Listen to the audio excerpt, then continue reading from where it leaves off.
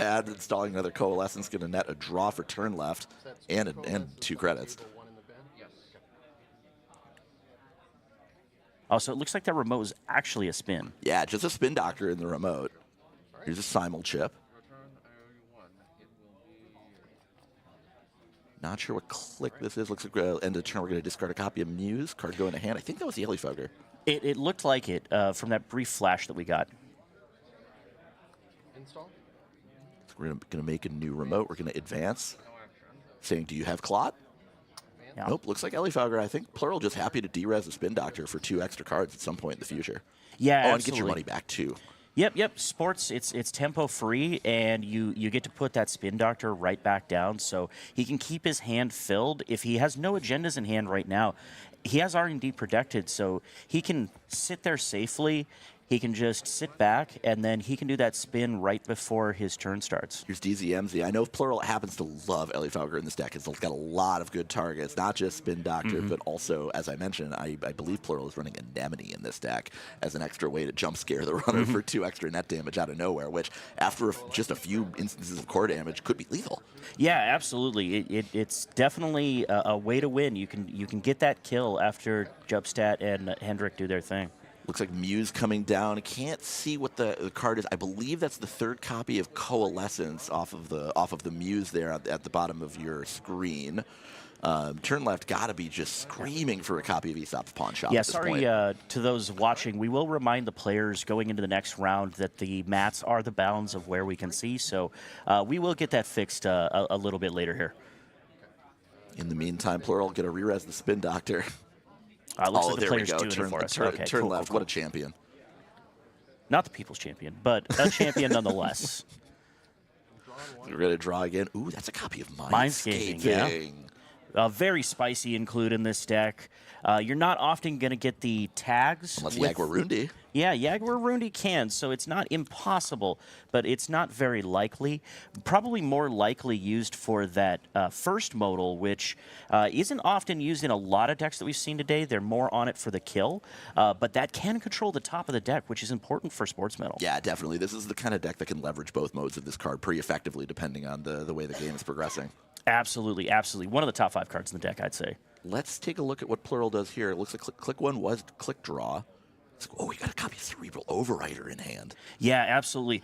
It does look like turn left is happy to let things cook on board, but we haven't seen what turn left will do when things are advanced on board. So Plural might be considering, do I test this person? Do I see how aggressive they are? Yeah, let's take their temperature on what they're going to do with advanced cards on the board rather than unadvanced ones. Absolutely. And if it turns out they're aggressive, they might allow you to get those early core damage on that Cerebral. If they're not aggressive, you might be able to advance on board and get away with it. Looks like that's a copy of. We're going to fire Mindscaping to gain 2, draw 2, and reset the top of the deck. I believe the cards that went to hand were an NGO front, and the copy of Luminal transubstantiation. Very powerful, limit 1 per deck HB agenda that effectively lets you take an extra turn with some limitations. So we're going to pitch some cards to the bin, pass the turn back over. So Plural just slow rolling it looks like. I wouldn't be shocked to see that an agenda went back on the top of the deck. They're waiting for the runner to make a move, possibly. Ooh, here's Copulation. This is a good one. Copulation can take some key pieces out of this deck. It can take the grids. It can take the Hendricks. I believe this is a Laundry HQ. Mr. Hendrik, happy to do some work here. I think turn left. Let's see if turn left is expecting the Mr. Hendricks here. I have to think that's at least one of these are. Here's one. It still fires. Yes, we can call a judge. Judge. Oh, it looks like we're going to see a judge call. I don't know what this judge call is concerning. But we'll get this one sorted out as soon as we can, folks. I think they're checking whether or not this had to be rezzed. But it is an ambush, and I believe the ambush rules do state that these don't have to be rezzed. Yeah, based on the text on the card, I don't believe that Mr. Hendrik has to be rezzed in order for that text to be live.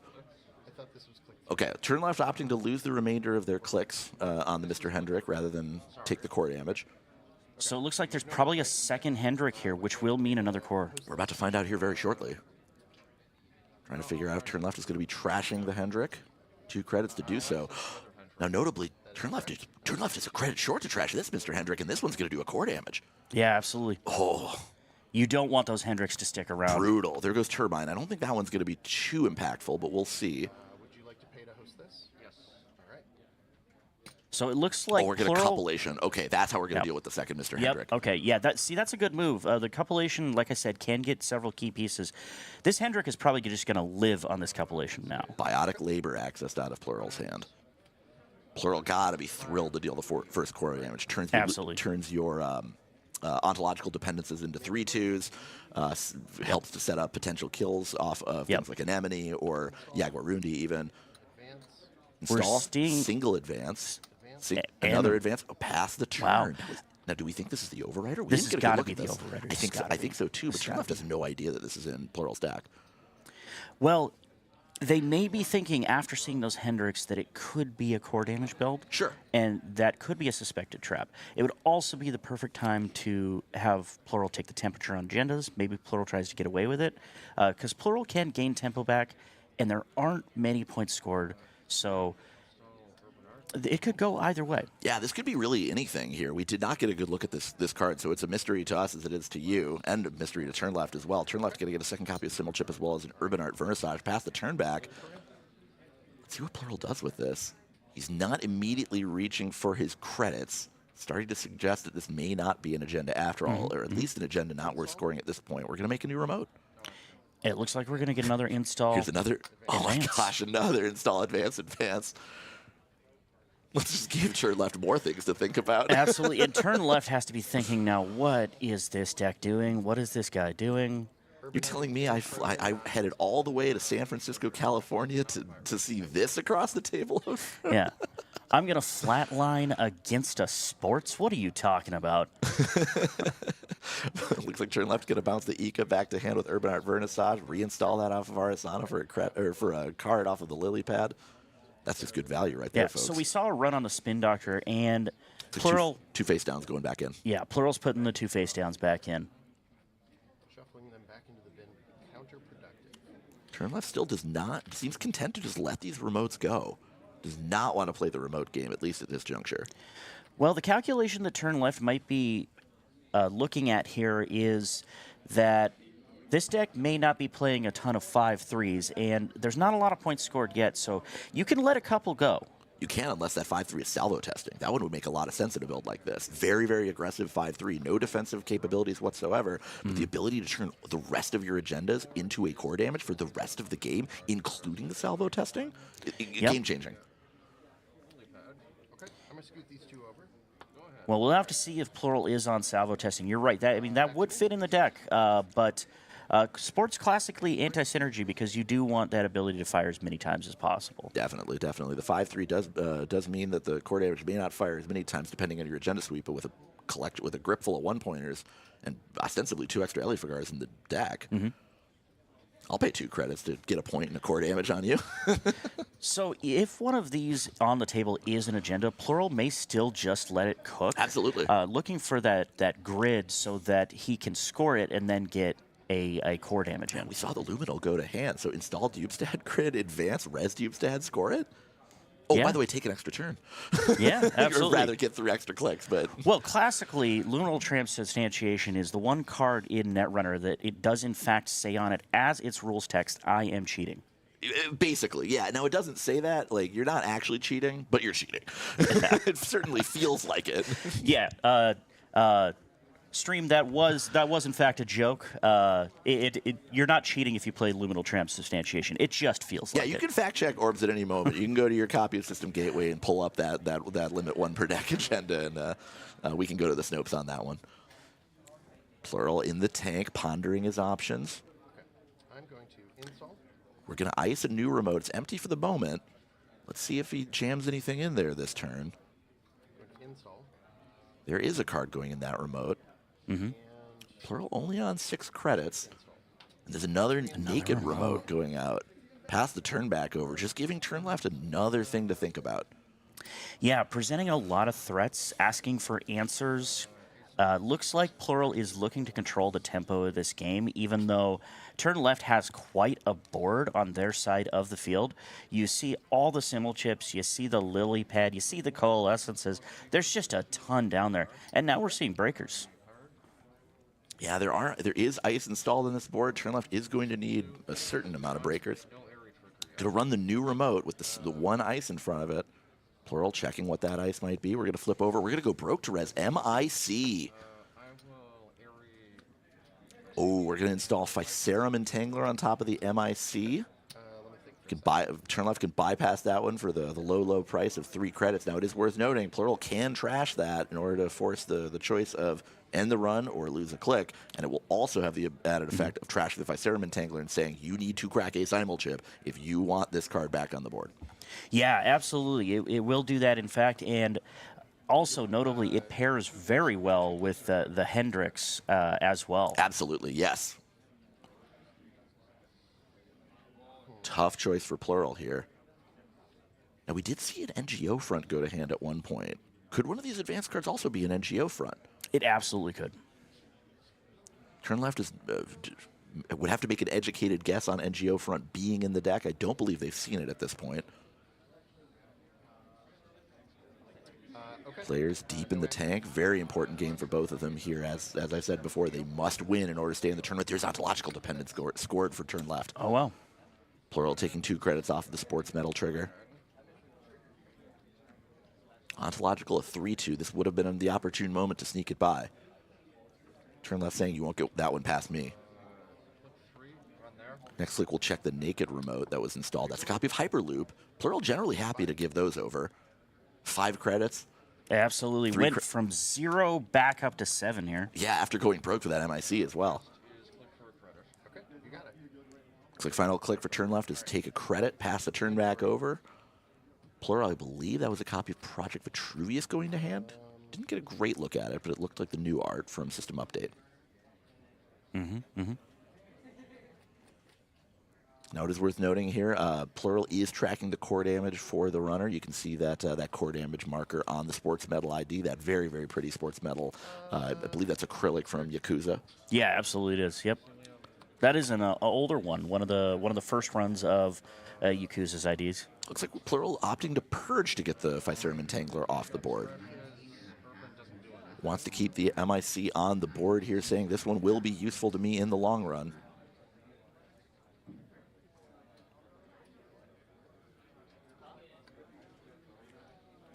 Turn back over on Turn Left side. Now, what is Plural waiting for by doing that purge? Like, what is Plural looking for to move forward in this game? I think Plural's looking for threats again. Turn Left has signaled that I'm not interested in the advanced remotes, but I'll go after the unadvanced ones because they can't be Cerebral Overrider. Ooh, we're going to crack the compilation. We're going to see 3 cards. Turn Left's going to see 3 cards from HQ here. Now, notably, between agendas, Plural does get to do the draw.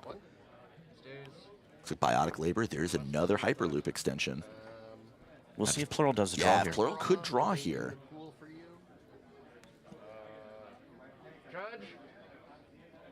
Looks like we're going to get another judge call. This could be about the timing of the sports medal trigger. This now, if I'm not mistaken, this would happen right now before the 3rd card is accessed. So if Plural wants to draw, this is the time to do it. Reshuffle the cards. Yep. It is a nested trigger, so I do believe that draw does happen before the access. Turn Left sitting on 4 points. The Afrobesh and Salvo testing, or any 3-pointer, is lethal at this point.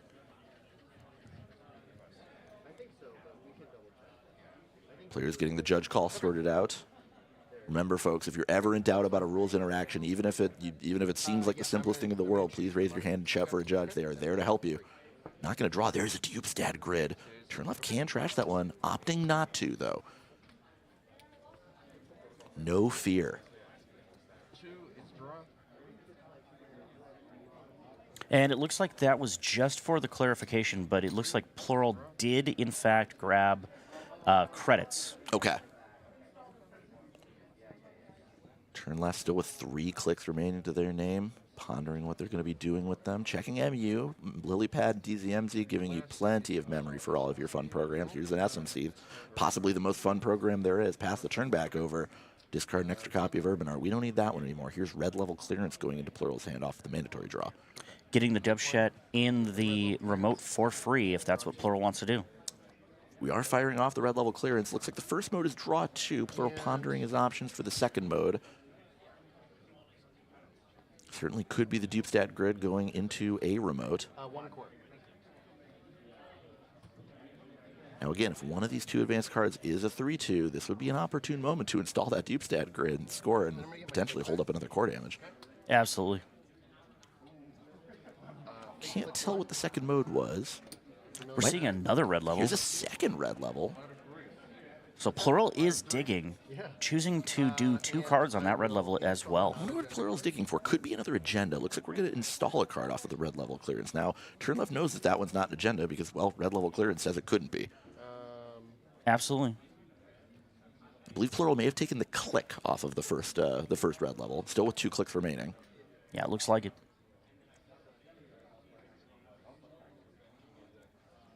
Now, if you're in Plural's seat, what are you looking for here at this point? Again, we don't know what's in that remote.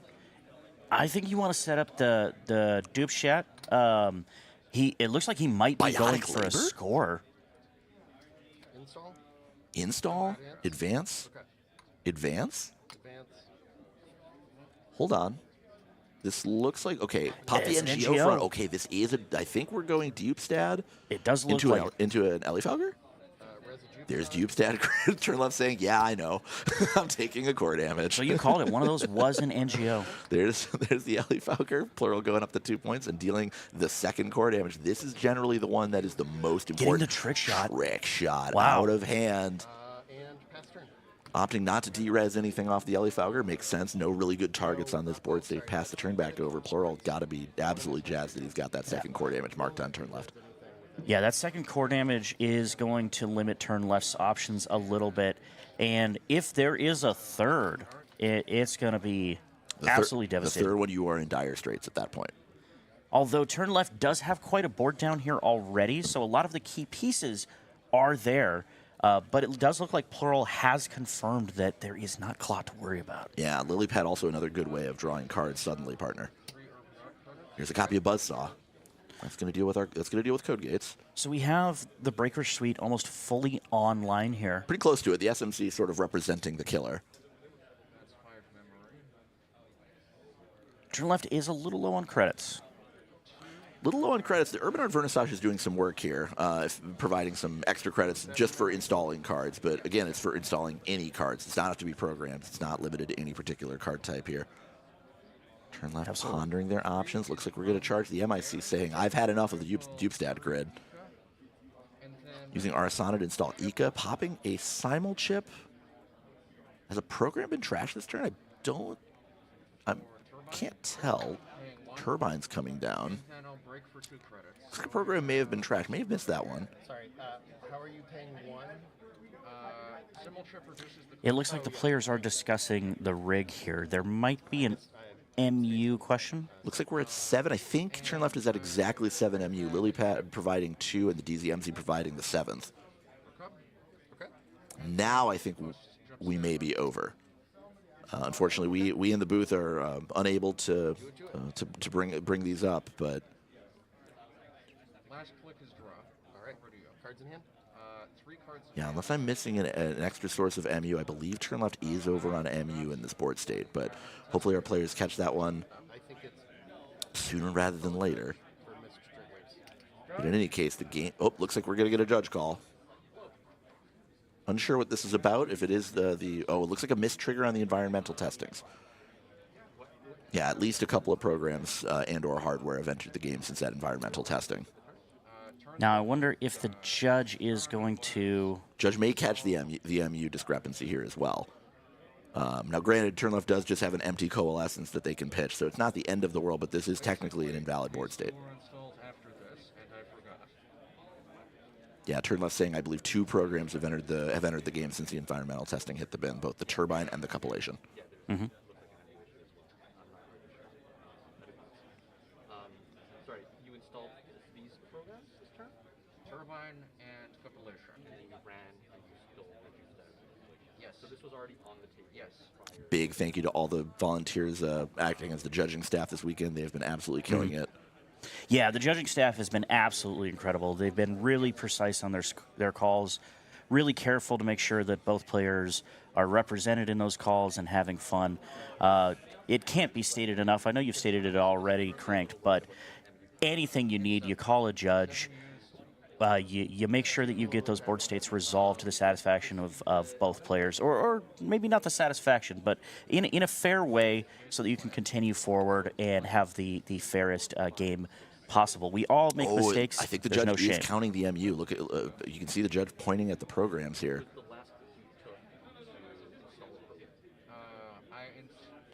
last flick I took was to draw a card. Yeah, again, the judges are not there to gotcha anyone into just sudden game losses. They want to make sure the Netrunner is played clean. Absolutely. And just according to the rules of the game. They're not there to punish anyone. They don't play favorites. At least they ought not to be. Absolutely. And thankfully, this judging staff, like I said, has been just class acts all weekend. Absolutely, they have. They've drawn 4 cards all weekend. Sometimes 5. Sometimes 5. Yeah. And they've done a really great job at judging. Yeah, definitely got to echo. It's not about a gotcha. It's about the fair play, and we are all going to make mistakes, especially after long days, especially after long weekends.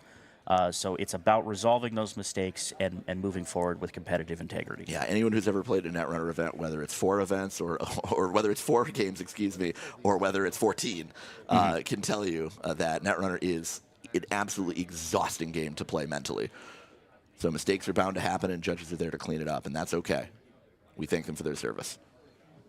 It looks like we're still resolving this judge call here. And by the way, these players, the time may get extended as a result of this judge call, and we'll get that sorted out as soon as we have more information as to what is happening here. Really interesting matchup so far, partner. I hope we can continue to see this one play out. Yeah, absolutely. I do hope that we don't have the saddest outcome, which is a game loss. Yeah, me too. This would be a heartbreaking way to have effectively your tournament end. Okay, looks like we're just going to fix the board state by trashing a program. This is a very clean way of resolving it. Yep. Plural saying, "Hey, I'm good with that too. That makes sense. Let's keep playing. I want to win. I want to win." Yeah, absolutely. Yeah, lots of Netrunner players also class acts. They don't really want to win on a game loss. They want to win by saying, "Hey, I actually beat you." Yes, yeah. And anyway, we are back underway. Plural taking his mandatory draw. Looks like a blade of barrier going hand. We are at threat. This is a really good way to get Mr. Hendrik back on the board, partner. Yeah, absolutely. Absolutely. That Hendrik also being way, way more threatening now that there's 2 core. So Ablative would be doing a ton of work here. Plural pondering options yet again. Install M1. Install behind the MIC. Take 2 credits saying, "Hey, you want to come check this? It'll cost you a lot." Yep. And we have only 2 on the environmental, or not 2 on the. It is 2 on the environmental testing. So that is not crackable right now. It would take it at least maybe a click, possibly 2, to up those credits. We have turn left on 4 credits. Yeah, so. Selling the SMC to ESOP. Happy to pay 3 credits for that. Yep. No problem. Perfect. Thank you. But that MIC is still looking a little bit threatening, even with that turbine down. Even with the turbine down now, there still is a Physarum Entangler in the bin that is accessible to turn left for the low price of a simul chip, if he can find one. Here's a copy of Propeller. Oh, no, because you pulled the ecovac. Pulled the ecovac and I believe MIC is going to cost a paltry 2 credits for this turbined up buzzsaw to get through, but giving Plural some leverage over whether or not he wants to fire that trash ability. Putting 4 power counters on the Propeller, the very powerful and lean barrier breaker, though it is a limited resource. 2 credits, but I believe the grid is 4 to trash, correct? The grid is 4 to trash, although it's 1 kind of with Cupellation, which you can see it living in that cup right now. Plural checking the text and Propeller saying, is that a Fractor, or what does that one do? Looks like we're going to discard it. Can't tell if that's a discarded copy of Spec Work for hand size or whether we're firing off the hand size. I believe Turn Left is using it. Okay, we're just going to trash that Propeller right away. Well, it was nice knowing you. Oh, I love the flex of turning the Propeller counters into credits. Gotcha. It was money all along.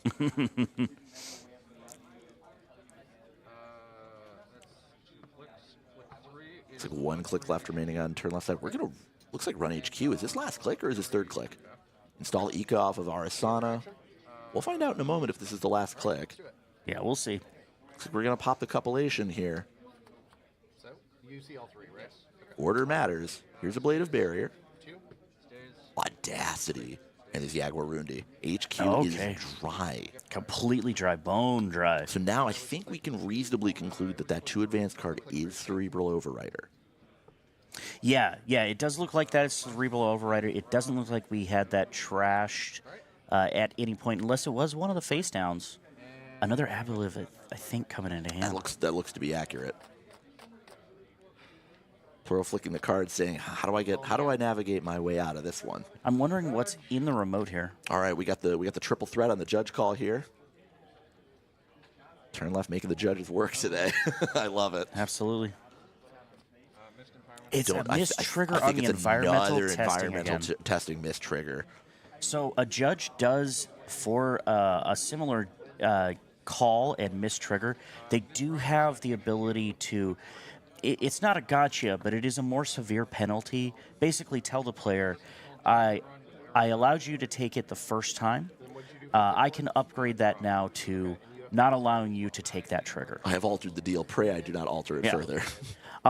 Sometimes those escalating judge calls are a way of getting the player to track the game state a little bit more accurately, reminding them that that is important.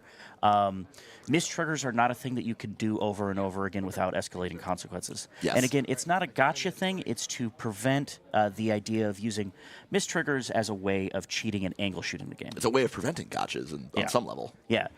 It's not allowing the player to do a gotcha. Yes, precisely. Absolutely. And it looks like, I think the judge call is cleaned up by saying, yep, it's a second miss trigger this time, no environmental testing trigger. Please don't miss it again. Absolutely. All right, turn back over on plural side. Look, I believe click 1 was just an extra card. Checking archives. Confirming, yes, I do have targets for a Blade of Barrier. Thank you very much. Sorry. Click 2. Plural tanking pretty hard here, though. Another draw. Couldn't get a good look at what that one was. Possibly an agenda. No, it's a copy of Greasing the Palm. Palm. Something on HQ. Now, we did just hear a time call for 5 minutes left in the round. I believe there may have been a time extension here. So we're going to get, I believe the clock you see on screen is accurate. So our player's still working with about 6.5 minutes left in the round. Here's Conduit. This is turn left saying, I have to win, and I'm going to win by scoring 7 points, by hook or by crook. And turn left, making sure to get that environmental testing trigger now. Yes, yeah. So turn left, hopefully not missing that one anymore today. Drawing off the lily pad. Now we've seen a decent amount of influence coming through on plural side. A copy of Audacity 4 influence, a copy of Mindscaping is 2. We know there's, I believe we know there's anemones in the deck as well from and Tattoo Bolas. Tattoo Bola. I don't know if turn left needs to respect a card like Snare from this position. No, absolutely not. Getting through the Tattoo Bola for just a single credit off of this cleaver. See if plural wants to swap this one out. Opting to and gaining the extra money. Very interested to see what this bottom ice is. We saw a drafter very, very early on. Here is the drafter. Yep, drafter. Let's see if turn left has a way of getting through this one. No simul chips on the board, so it would need to come from hand. Ika. Looks like there's an Ika at the bottom of our screen. Looks like we're going to see one card off of this. It's a copy of Spin Doctor.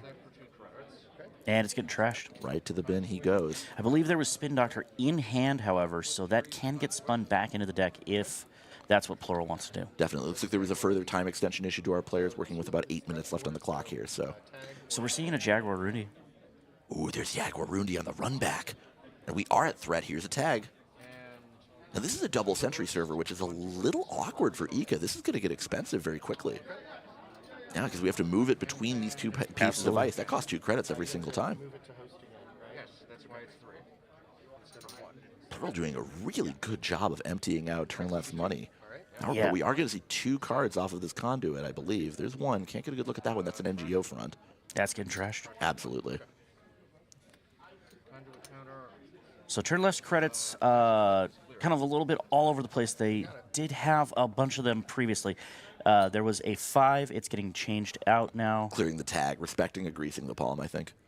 Absolutely. Or just respecting, I would like to keep my pawn shop open, please. Or my Urban Art Vernissage open to the public as well. Absolutely. Plenty of things that Plural could do with a turn when turn left has a tag. None of them good. None of them good for turn left. No, no, absolutely not. Absolutely not. That Aesop's going away is definitely not what you want to see as turn left. Aesop's has been open since 2012, and we got to make sure he stays in business. Plural in the tank a little bit, pondering his options, reaching for a card. There's a hedge fund, starting by moneying up. Money is a threat in and of itself. We're going to continue to ice R&D. If that's a third century, this conduit not looking so hot. Absolutely. What is the over-under on the second Jaguarundi? Second Jaguarundi would be pretty backbreaking here. With the threat active, you either have to take tags or lose clicks. You can't really afford to do either. 2 tags starts getting very awkward to score. Losing 2 clicks makes cards like Ikawa Project, if we happen to see it, unstealable. And is just going to be a continued pain in the neck if Mr. Hendrik happens to show his face again. Yeah, absolutely. I believe there's likely to be a third copy of Mr. Hendrik somewhere to be found. We're seeing another environmental testing. Turn left saying, I'm going to install 4 more things. Can't get a good look at what that bottom one is quite yet. Oh, we're running the 2 advanced card? This late in the game, we're checking the 2 advanced card? Oh, it's a prognostic Q loop at the bottom of the screen. Reinstall the Ika off of the Q loop? That's another card, but if this is Overrider... No, it looks like it might be the MIC that's getting run. Is it the MIC? Okay, it looked like turn left chopped the middle card that has the 2 advancements on it. It is. Plural's pointing to it. Oh my goodness. It's an Overrider. No, that is not what you want to see. Absolute jump scare moment for turn left. Oh. 3 credits, 2 more core damage, 4 core damage sitting on turn left at the moment. That is gotta be gutting. That was click 3? Yes. Okay. Turn left sitting there, no cards in hand, saying, how did it come to this? As turn left, what are you thinking right now? Nothing. The Overrider is the Overrider. My brain's been overwritten by that Overrider. Yeah, I suppose so. I suppose so. Oh, wow. That has just got to be devastating. Oh, no. Drawing back up, singular card in hand. Pass the turn back over. Plural now. It's suddenly in a much more commanding position, but with only 4 minutes left on the clock, it is a factor. Yeah, absolutely it is. Turn left showing a copy of Spec Work. Not sure what's going on.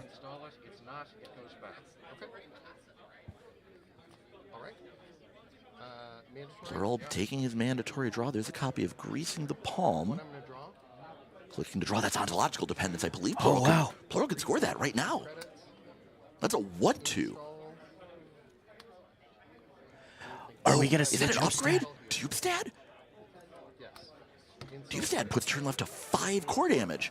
0 hand size. No, it's just going to be an ontological score. Ontological. Okay, so they are tied up. This game is tied. Just above 3.5 minutes left. Now, I don't know what a tie does to the cut math for these players. I think a tie puts both players out of contention. Oh, buddy. Now, Plural, but the thing is are all there may still be an Elifagar in the game here. We see 2 of them on the board, both sitting in Plural score area, I believe. Both players, it looks like, are going to have to play for a win. I believe that these players are near the bottom of the day 2s. So yes, both these players sitting at X and 4, so I think they have to. I think you're right. They may have to win out in order to be in top cut contention.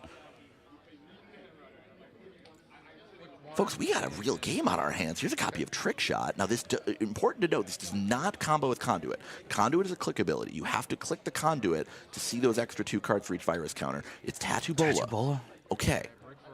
So we're going to break that for just 1 off of the Trick Shot. Trick Shot giving you 4 credits up front as free real estate. Plural swapping. Plural swapping, getting some extra money. We're going to reinstall the Ika off of the Arsana ability, get an extra card. Now, that's huge. The extra card might be very critical here. trick shot to birth, take a tag, or... Now, there is an on-encounter ability from this Jaguarundi. Okay, Yeah, we're gonna with turn tag. left opting to take the tag. Now, I don't know that turn left has seen any tag punishment short of greasing the palm. Gonna move it to the. We're gonna need 2 cards. Here's one. That's the game. That's the game. Oh no. That's game. Well played. Oh no. Oh. Congratulations to turn left, snatching victory, and the 3rd ontological sitting in Plural's hand, as well as the Luminal transubstantiation. Plural just needed one more turn to very likely lock this one up, navigating his way into a position where turn left looked like they were defeated, but turn left just touch agendas. Yeah, just touching agendas. It turns out that's how you win Netrunner. Sometimes it doesn't matter how much core damage you've taken. Only the last one matters. Winning notably on 4 core and not being ESSA. Yes. Maybe achievement unlocked? How often does that happen these days? No stim hack anymore. Absolutely. Absolutely. So that was wild. So unfortunately, that does mean that Plural is very likely out of top cut to contention, but an absolutely masterful performance from Plural. Plural, a member of the NSG staff. I believe he's responsible for the upkeep of resources like Netrunner DB. Any others? Netrunner DB for sure. So Plural is part of the entire web dev team, being not only responsible for Netrunner DB, but things like Cobra. Oh, sure. And then also, it is owned by another community member, Necro, but there are integrations with Always Be Running as well. So Plural does a lot of work behind the scenes. Bang up job, and he's just the best guy. I play against Plural very frequently. Plural, a fellow Wisconsinite out of the Milwaukee area. I'm in Madison, so I see Plural all the time in the Wisconsin area. It's such a stand-up guy.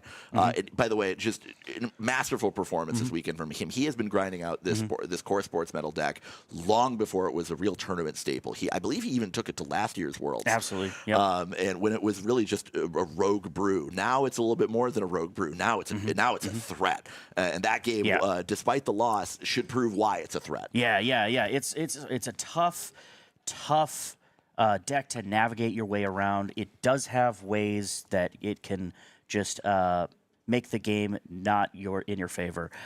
It was a fantastic game. Thanks everybody for watching. We're gonna go ahead and cut away. We gotta wrap this up so we can get to the next round. We'll see you later. Thanks for being on Plural, and I'll be off the next round. Stay hydrated.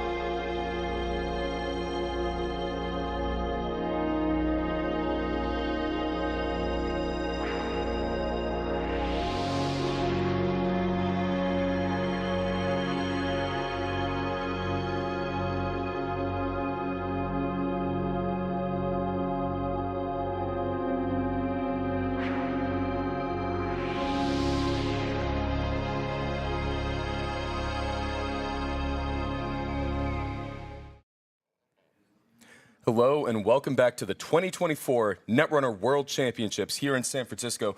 I am Neuropanther, he, him. I am joined by Eric Heiden, he, him. It's great to have you here, Eric. It's great for us to be on the mic together. I think this is our first time. I know it's been it's been a never. It has, but I'm excited because we have a fantastic game coming up. We have an Ag Infusion versus Akiko Nisei matchup. Yeah. Was this what you expected to see at the top tables of World 2024 this late? It's not necessarily out of the picture because Akiko, being an ID that's been very, I think we probably should cut to the table too because I think the runners or the players have probably gotten started here. But Akiko Nisei is an FFG era ID that came out in Reign and Reverie, the last big box, I believe, and it's an ID that for years and years that 12 was such a huge problem. Right, 12 influence, which is interesting. It's a kind of a big handicap, but the whenever you access a card from R&D, you and the corp do a side game, and if you don't match, you get to access an additional card from R&D. So you get to play a little bit of digging or just sort of taxing, similar to 419. Whenever you make a run on that R&D, the standard response is pay one, but when it matters, you can go a little wild. Yeah, you can build your own trick shot, or at least part of it. Right, and you can get you can't build a whole trick shot. Not the whole. I mean, of course, not the whole thing, but. And then Ruben Peters on Ag Infusion. We'll see what style of ag this is. I don't believe. Oh, we actually saw this. We saw Ruben playing on stream, but I believe it was runner side yesterday. I believe so, yes. Yeah. So we don't know exactly what style of Ag Infusion this is. I would imagine that it's probably running quite a few ice, just given this powerful ID ability. The ability to, as it's often called, boop someone into a different server. Yeah, I think that's the official parlance. Yeah. The strong start there, just icing an R&D and Hansei getting some money up from the core player. Yeah, obviously, you want to ice R&D against any shaper. Generally, right now, Trick Shot is such a powerful tool to get a little bit of an SMC, or potentially power something out with an SMC early. We do see a Parisha come down on the Akiko side. Click two. So currently no assets to trash on the board, but saying these Charlottes are not going to live long in remote servers as long as I'm able to get in. Right. We also see an Eru in hand, which is an unique splash for Akiko. Well, I guess maybe not, because the girls deck are kind of all about the sort of, there's a Pretty Mary de Silva as one of the resources. A lot of different unique named resources that will make the ID ability on the runner side, Akiko be able to access even more cards, like being able to run now through with Eru through archives to see 3 cards dig on R&D potentially. And that is install, all in the same remote server. I would imagine one of these is that Lacosta that one of the issues, I guess, with Parisha is that Parisha can't actually trash upgrades, which Lacosta was on that access.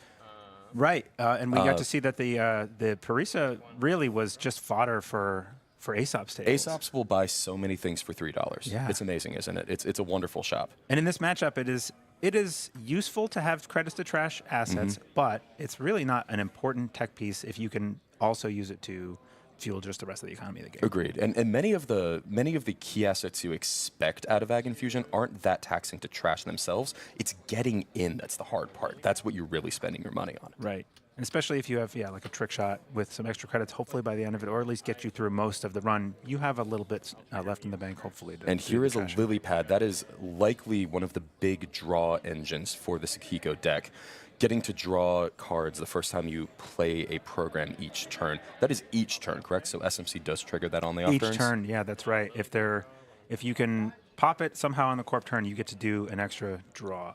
And speculating that this is a sentry on this on R&D, throwing out the Ika. Sentries are oftentimes against Jinteki and against Glacier Jinteki especially the most important type of ice to be able to break, because face checking straight into an Anansi is an easy way to lose a game. Right, or a Saisentan. We saw an almost lethal Saisentan yesterday. There have been some pretty nasty Saisentan face checks stories going around in the tournament. You also can't discount Vampire Nasa, though. You need to be aware of that, because people worry about the sentries, but then sometimes forget about the code gates. I sort of doubt that players at this caliber are just forgetting about them, but it does eliminate a lot of threats. Absolutely. The Muse also a great ability here, or a great install here because of the Aesops. You get to fetch up a program. Actually, Ika wonderfully doesn't have to stay hosted on the Muse. It's beautiful. So you can sell the Muse. Yeah, the fact that it installs a card onto, a you can host a card onto an ice using Muse. It gets rid of that cumbersome part of Ika. And here we do see kind of the combo here for this Ag Infusion, at least the economic combo of Charlotte and Lacosta Grid in this remote server. Charlotte, obviously, very powerful if you get advancement counters onto it. You can trigger the Lacosta and the Charlotte in whichever order you want. I would imagine most people want to trigger the Lacosta first to get an advancement counter clicklessly onto Charlotte and then use that to gain money and draw a card. Absolutely. And this makes a lot of sense, seeing another ice, 2 more ice. So this is respecting trick shot pretty strongly, and very much protecting that that Charlotte Lacosta combo is going to be very valuable if Ruben can keep Cyber Shark out. That's a must trash in this position, because you have to do nothing, and it just gives you so much turn over turn. Absolutely, and in some ways disrespecting HQ threats right now. You have I understand why there's a strong remote here. Did the lily pad get eaten by Aesops? No, that was the Muse. Oh, sorry, the lily pad's right there. I was blanking on my eyes there. We do see a Coalesce come down. That is another great. You get 2 credits as a shot in the arm right now. Also get to sell it to Aesops in just a minute for 3 credits next turn. We do see a Pinhole come out. So crucial. That is a good answer against a deck like this, especially early when we haven't had all of the centrals get iced up. And Charlotte hasn't done the thing yet. Right. Once. Only once. Or right. once, yeah. And look at that. Not long for this world. R.I.P. Charlotte. You were too good for it. And create a commission last click, exactly when you want to do it. Absolutely. Got to keep that tempo up against Ag Infusion, because, again, you are, over the course of this game, likely to have to spend so much money breaking ice. Right. Lacosta Grid forcefully must put an advancement counter on a piece, on a card installed in that server, and so when all else fails, it puts an advancement counter on itself. It doesn't usually do anything, and especially in this match, I don't think that you don't see any trick of lights to make use of those counters, but it just gets put there.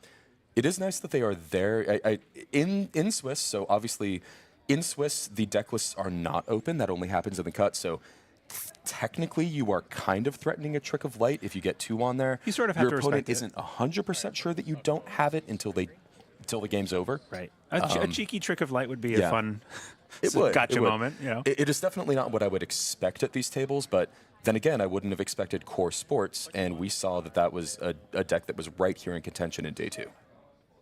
Did we see a tag? No, I believe that was a reminder on the deck to do something before drawing a card, I think. Okay. Yeah, it seems like it's more of a reminder piece. Okay, this is click 2? This is reading the Ag Infusion ability, just to remind. And it is any face-down ice, which is one of the wonderful things about... Well, specifically unresed ice that the runner is approaching, but it's any unresed ice that the runner is approaching. So you can, for instance... completely hypothetical scenario, res an Anansi on the outside of a server, boop them into a different server, and if they want to get into that first server, they have to run back through the Anansi. That's right. And right now, the real threat of Ag Infusion isn't really online, because you need an outermost piece of ice that is scary, because if you boop someone into that server from somewhere else and it's not resed, due to the timing on the card, you are encountering the card, not approaching it. Yeah. So the ice can't be res, because you can only res on approach in this game. So you encounter an unres piece of ice, it does nothing to you, you move past it, then you can jack out, if you so choose. Is that a telework contract that just went down? Or no, that's a Nuka. That's a Nuka, okay. Yeah. The other 1-cost resource that comes in with a few counters. Right, the famous scholar helping everyone draw cards. Absolutely. A great tempo piece, again, just kind of keeping up the tempo. Nuka, great, especially in matchups like Ag Infusion over something like Diesel, because you want the sustained draw over time. You want to get more cards. You know the game's likely to go long. We do have a hedge fund come out here from Ag Infusion. Again, that tempo is very important on both sides. 0 ice resed so far in this game, despite threatening quite a bit of it. So a lot of this money, I would imagine, is going to go away as soon as some ice needs to get resed. So what do we think is in the remote here? It doesn't seem like there's a Charlotte in there, because it didn't get used right away. So there are a number of defensive upgrades that be going in there. I would imagine that second one is something potentially like a Biovault. Yeah, I would imagine the one with a counter on it is a Biovault, and this seems like a reasonable moment to me to try to push a score. I wouldn't be surprised if this were something like an Off-World Office, a Nisei, a good 4-2. that's going to Niseis just are the Niseis- threat. Yeah, Niseis are such a threat. Obviously, any Jinteki deck with ice likes a Nisei, but Ag Infusion loves it because with an Ag Infusion trigger, with a Nisei trigger, you now have to run through whatever server it is 3 times to get in. This is a card that saw very little play for a very long time because it's an original core set card, but now it's with this Ag Infusion deck, it's been seeing a major resurgence. It's been all over the place. We saw Coalescence come down, which is going to be great for the rest of the here's deck. a Trick Shot. And a Trick Shot. So Trick Shot, as we saw, certainly respecting Trick Shot quite a bit with the ice placement, but Trick Shot is such a powerful card that sometimes you will fire it off even through all of the adversity. Right. So let's find out what this outermost piece of ice is. We have an SMC on the table, fueling at least one other installed. That is a Sadaka. It is a proxied Sadaka. Notably, you can see the smaller card on top of what looks like a criminal card. Proxies are illegal at all event levels in Netrunner. So if you're interested in getting into the game, just print some cards off. Absolutely. And join a scene or come, and people will give you decks. Yeah, and Sadaka is a fantastic card in this matchup. So Sadaka is not a barrier or a code gate or a sentry. It is a trap. A lot of decks aren't on an AI, and if they're not kit, they don't have a way to break a trap. So we are seeing Sadaka fire, looking at the top of the deck, getting to stack the deck, and I would imagine we're about to see a card get trashed from HQ to take down this pawn shop. That pawn shop is not long for this world. Yeah. No. Yeah, and as we've seen, the pawn shop really has been the backbone of the economy in this deck. The lily pad's great to draw you cards, but you do need credits if you're going to be running through this ice. And pawn shop in the opener, right? So it was kind of the opening. It was turn one. I imagine that was probably the reason that this hand got kept was this pawn shop, and I think we're about to see it go down. Yeah, I think it's very unlikely that the Nuka is the target for the Sadaka because it's just draw 3. There's only 1 power counter on it left. Yeah. And like you said, the pawn shop is really holding up a lot of the economic weight of the And deck. there it is. Aesop has hit the bin, closed for business. We've seen Sadaka like 6 much this times on weekend. stream Yeah. so far. It's in so many decks, and it's funny. I don't think I've heard about Sadaka since last Worlds. Yeah. It comes out for Worlds, it bites people, and then it goes back into hiding. Well, it's one of those that I think it's such a natural card for Ag Infusion because Ag Infusion's ID ability is so strong. You want to run a lot of ice. Yep. And one of the best ways to use that ice is little situational effects that are really, really, really strong sometimes, but otherwise they're just something you can use your ID ability on. Absolutely, if you don't need it. We saw Brawn Res. There is currently no way to deal with that on the board besides the SMC, so... And are there enough clicks? I don't know what click this is. We're not seeing that tracked. Yes. Not sure. I It's either last click or we just don't know. Yeah. Sometimes players will toggle the clicks forward and backward. Yeah, but obviously if a player's not used to it, then I Yes. imagine that's... Yes. We asked... Okay, so there isn't... it looks like this is an SMC fire. Yep. At the very least, even if you're going to end the run, you want to use the credits on the trick shot to go install something useful. In your case, it's a pressure spike. Yeah, interesting. Nice. Pressure spike is a new breaker, a barrier breaker that has threat 4 text that makes it incredibly strong. But here, not on threat 4 yet. It's 1 base strength, 2 to pump 3. So you're going to have to pump twice. So that's 4 credits, 5, 6, 7 to fully break. One of the few runner cards that has a 9 on it. As a stim hack aficionado, obviously a huge fan of the number 9. Unfortunately, the number 9 is not active right now. I think we paid through, and we got 2 more on trick shot. We're on 1 real credit left. That is not very much money. No, but a creative commission will help bounce back. That is such a strong piece in these bounce back, go low bounce back decks of Shaper. Mm-hmm. Absolutely. Shaper's doing well. Absolutely. Yeah, very, very, very well this weekend. And so this was paid through, correct? So we should be seeing 2 off of R&D. I believe so. That could just be 6 points. Why are we shuffling? That could easily just be 6 points. For the SMC, I imagine. Yes. We did fetch. We fetched the pressure spike. Okay. So. I think we're waiting for action. Oh, the Akiko Sai game. The Sai game. That's right. There's an idea on the table. It's been too long since I've seen a Sai game. This is so What exciting. do you bid here?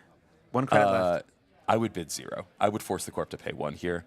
I don't think it's worth spending your 1 if you're going to try to bounce back with something like a... Corp pays 1. Yeah, Corp pays 1. I don't think the Corp ever pays 2 there. I guess we were probably on... 3 credits, then because when you do a side game, you generally take 2 off the table, Yeah. Yeah. unless there was only 1, in which case, I'm not going to spend my last credit. And Yeah. just Could telegraph also it. could also have been using 2 from the pool, just to. Oh, Yeah. that's right. Okay, get into C2 off of the trick shot. Yes. Okay, here is the first card. It's a That is a Saisentan. Saisentan. So no possible action can be taken here. Yep. Reading. And that is a tree line. Tree line, full art tree line. Okay, so no hits there. No hits, but good knowledge of the ice that's coming up. Right. And 2 more credits on trick shot. Now, trick shot would allow Cybershark to make a second run on a remote, which could just be to use the last 2 to pressure popping the spin doctor is a good use for it. And Treeline actually, so Pressure Spike naturally matches up pretty well against Treeline before the threat text is active, I believe. It's 1 strength goes to 4, correct? Not making the run. Not Sorry, making the run. I guess I was totally focused. What was yeah. the... Pressure Spike naturally matches up against Treeline before it's advanced pretty well, if I remember correctly. It's I'm going to take your word on it. It's 1 strength, boosted by 3. Yes. Before threat. So yeah. Right. And Treeline starts out as a 4/4. Okay. So actually, this is a Pressure Spike is a good match against this Treeline unless advancements comes down, and Right. obviously that takes time, that takes money. But it's still... So we do see a second advancement on this upgrade in the remote rather than the non-advanced card. Definitely signaling a Biovault to me. Unless this is just the agenda. It's just the agenda. Oh, triple advance. Oh, it's a send the message. That's right. Getting a Send second a message, brawn getting a res. second brawn. Now, obviously, that's only 6 credits of value off send a message. That's a It could pretty have good... been worse, but it's a good ice to have rezzed. Get through 2 bronze, please, if you want a trick shot. Get past 2 bronze on threat 3, not 4. It's well, okay. So we already have an outermost brawn rezzed, Yes. right? So here the remote now is. You kind of want the outermost you of really the remote, like the outermost right? rest on the remote. Agreed. But apparently the brawn was can- just better value, right? Can we pull up the text on Braun? Braun installs ice, doesn't it? Is it It does. inside? Yes, the first subroutine is you may install a piece of ice from HQ Directly- Archives or Archives directly Yeah. inwards. Directly inwards. So you actually can get another face down with Braun. Yes, if it So, fires. yeah. It's unlikely to fire right now. Well, at the moment, Akiko certainly can't break it. Right. Right. He's doubt on exactly 1 credit. So. Cybershark's going to run into that and Yeah. be surprised, Yeah. and checking the text on the Costa. Yeah. Okay, we do have a reminder. I wonder what the reminder on the top of the deck is. Is it potentially just players have maybe- all sorts of rituals on like how to remember things. I do things all the time where Maybe it's for the Aesops. could be. Yeah, just Like remember if to I do. reach to draw a card, Yeah. I haven't Aesopsed yet. Yeah, yeah. Little physical reminders on the board are really helpful ways. Things like tapping cards and Yeah. putting reminder tokens. A lot of people will put clicks on physically around the table where Mm-hmm. they actually do the actions. There's a lot to track in this game, especially after 13 rounds. And especially after, a lot of this is just automated for you Yes. on jiteki.net. Right. So if you're playing in person for the first time after, a long session of grinding games, getting ready for Worlds on JNet, you do need to remind yourself it is a very physical game. It is a very physical action playing Netrunner. Mm-hmm. You kind of have to get yourself into the right, not just headspace, but kind of body space. There's rituals. Yeah. You go through small little mini rituals. Aesop's again coming back Aesop's and doing does come down, so- more work, getting a coalescence back, bouncing back from 1 to 4 credits. Yeah, so definitely Cybershark happy to see that second Aesop's. The Sadaka hit was pretty brutal, but they would now take a second Sadaka to take this down. And there's not a second. There's usually a one of. I would imagine, I would imagine. There are certain rules you must adhere. Now, But breaking if those you're- rules is how you get people in this game too. Like, Absolutely. you know what? Absolutely. I'm just ambitious enough. Now, if you're a Kiko here, what do you think you're trying to do right now? What are you building towards? I think that you need to start getting some of the girls down, right? Mm-hmm. The Pretty Mary de Silva and the Eero we see in hand. You don't want to install the Eero until you're ready to go, but we see Archive Ice respect against Mm-hmm. the Eero because Ruben Peters knows when you see a Kiko, it's a girls deck. Yeah. The girls deck, that's most likely the situation that you're maybe slightly tweaked, right? But the basis has been proven. And there we go. We see Pretty Mary coming down. Just some setup. Simul chips are going to allow recurring coalescences. So Simul chip and Aesop's and Coalescence and Muse, my goodness, that's a lot of value. Absolutely. Especially, actually, Simul chip into Muse into Coalescence into Aesop's. It just goes on and on. It's turtles all the way down. It is. Expensive turtles? I don't know. I mean, according to Aesop's, they all cost the same. They all cost So- three credit turtles all the way down. Okay, so So Corp turn, right? this with Mary De Silva, that's an interesting question. At what point do you start paying 1? And at what point does the corp start trying to get you by paying 0? right about when it matters, and I think it's starting to matter. When the access is potentially now 3 cards, if you Iru, you get to see 2 plus 1 for Mary plus potentially 1 for Akiko. So it's a 4-card Plus dig. potentially another one from Trickshot. Oh my goodness. No, because you can't combo Trickshot and you Iru. can't. But, Okay, but okay. either way, like that's you're getting a lot of ways to dig 3-4 cards down. Yeah. Which can be very scary in a deck that doesn't have a whole lot of defensive. It's got Fujii's probably, send the messages, and then probably one the Longevity, maybe? Yeah, I doubt it. I actually think it's probably mostly on Nisei's. Yeah, probably an Issei, yeah. So we do see a Hansei review come out. So bouncing back on credits here for Ag Infusion, installing another scoring threat in the remote. We have a 2 advanced card that certainly could be a Biovault.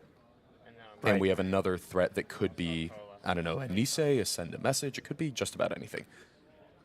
Yeah, we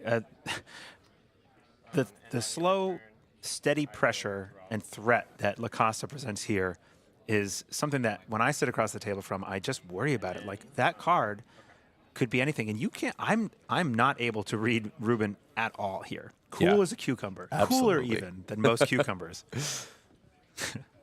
And so how the Spin Doctor has sat on the table for so long, Yeah. not being challenged, I would say Cybershark hasn't had a reason to threaten the Spin Doctor. I but just the one it is opportunity when there. that trick shot had 2 credits. I wonder why not to pressure. Right.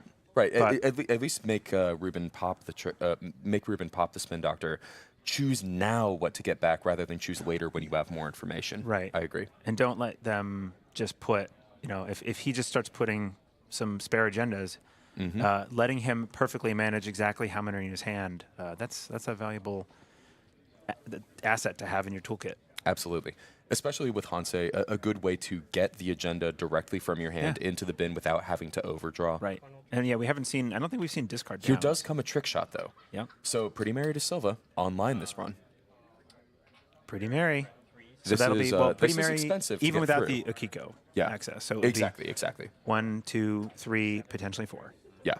So now I think maybe you start playing a real side game. I think so. Credits are high, and the runners, well, with trick shot, it's free. You get to It's free. roll a die, It's free. basically. Yeah.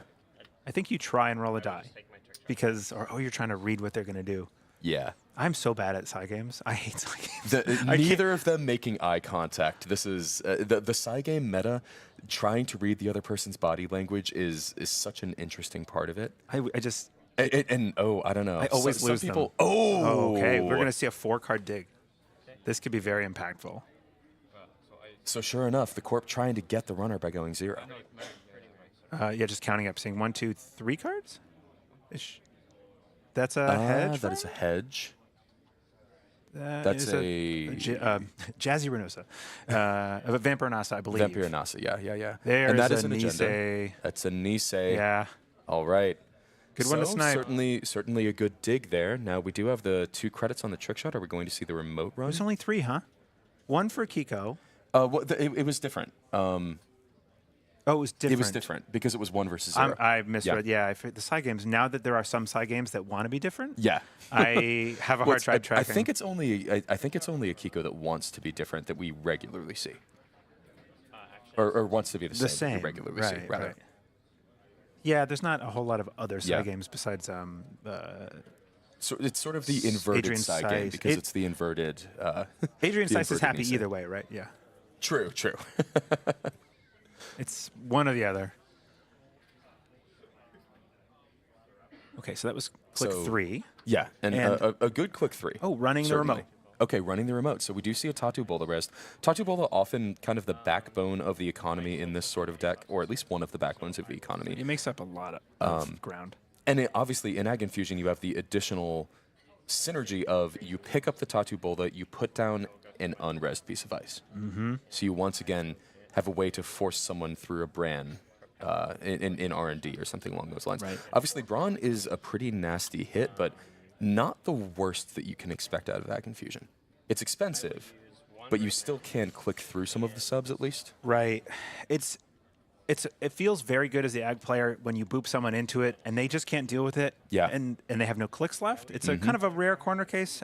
You probably want to play around not having clicks when you might get booped into a Brawn, because then reloading something behind it makes that server so much stronger. And we do see a secondary barrier breaker coming down here, the propeller. It breaks bronze very well. It does, and it gets you through bronze until you have the pressure spike that can get through. Right. At threat 4. It's a good complement. Yeah. In this deck. Tatu Bola And getting sure swapped. enough, we do see the Tatu Bola swap.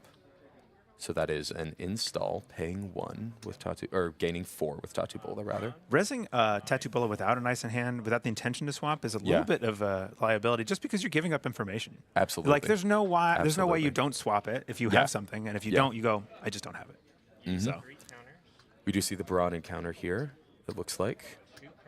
We're seeing a lot of counters come off of Propeller, and a few credits get paid. it gets emptied, but it's a one shot, and then you can And simultape that it is back. an Anetic Void. Oh yeah. Okay, so Anoetic Void here, this will be 2 credits and 2 2 cards It's to expensive. end the run. But It is, after absolutely, so but it is many worth it. resources went into that run, just saying sorry. Yeah. Better Go luck home, next go time. home now, please. Yeah. They're too intimidating, spotlight-faced people, and you need to leave. So that was 3 cards accessed on R&D and 0 cards accessed on the remote, but forcing a res and use of the Void. And getting the early Nisei out of the deck Absolutely. Before a it can huge get scored access. A is- huge access. going to help pry the corp open later if it can be done. Yeah, although it would turn on threat 4, you never ever want to see the Niseis in the corp score area. Yeah, they're bad. They are. They give so much flexibility for saying a panic button to hit right at the wrong time for the runner. We have seen the symbol chips get popped, though, so both of those are down currently. I think 2 have been popped. 2 have been but, popped. Yeah. Yeah, both of the ones that were on the board have been used at this point. Right. So Aesop's, again, the backbone of this economy, I would imagine, about to sell this propeller next turn. And then having them Are we use- about to see a score out, I think, is my question here for Mag Infusion. Are we about to see a Nisei, potentially? Can we get 4 advancement counters in one go? Yes, because of the Lacosta. Yes. Lacosta, yes. absolutely. Lacosta. Though this could Yep. also just be a slow-cooked send a message, could be a slow-cooked Fuji. No. Clicking to draw. That was mandatory. I'm sorry, draw. that's That the was man- mandatory tracking draw. a mandatory So draw. we do see the Lacosta. Okay, and that is a Yes. triple advance score is a a Nisei. Oh boy. Threat 4 is online, but threat 4 is not the biggest threat that we see here. That small red innocuous die on top of Nisei is going to cause some heartache. What's the worst that a single counter could do? It's just 1. Now with Anoetic and Nisei and Ag Boop, the Ag Boop isn't really presenting very realistically here until we can get like a thimble rig rest somewhere and Yeah. start moving ice around, getting a Brawn swapped out on front. But even then, it's difficult. You kind of want to put the thimble rig outermost on this, res it, and then swap it with the Brawn. But now you're leaving your R&D kind of open, and you do not want to do that in this matchup. Absolutely. So you sort of need to ice R&D first to get this Right. right. It's hard. The Ag Boop is still relevant, though, because, okay, run through a Brawn once, Nisei you. Run through a Brawn a second time, void you. What? Yeah. You don't, okay. It's just taxing a You click. don't get to run, right, you have to run the 4th click, and you have to have exactly enough resources to run through Brawn 3 times in a turn on click 1. And boop you into the Brawn, and now Yeah. you got to have that click, Yeah. right? Oh, or even booping into archives here is pretty defensible, I think, because you could potentially just be looking to tax the click. This turn, obviously not threatening a score, but that play is online for a future turn. But if you boop them into the Brawn, and they have to spend the click to stop that subroutine, otherwise R&D's True. going to get True. even more ice. True. Behind the Brawn, which is so much better. Yeah. Yeah, I This is would fun. imagine one more ice on the outside of this remote is probably exactly what Ruben Peters is looking for. Like maybe an install advance ice on the outside of the remote.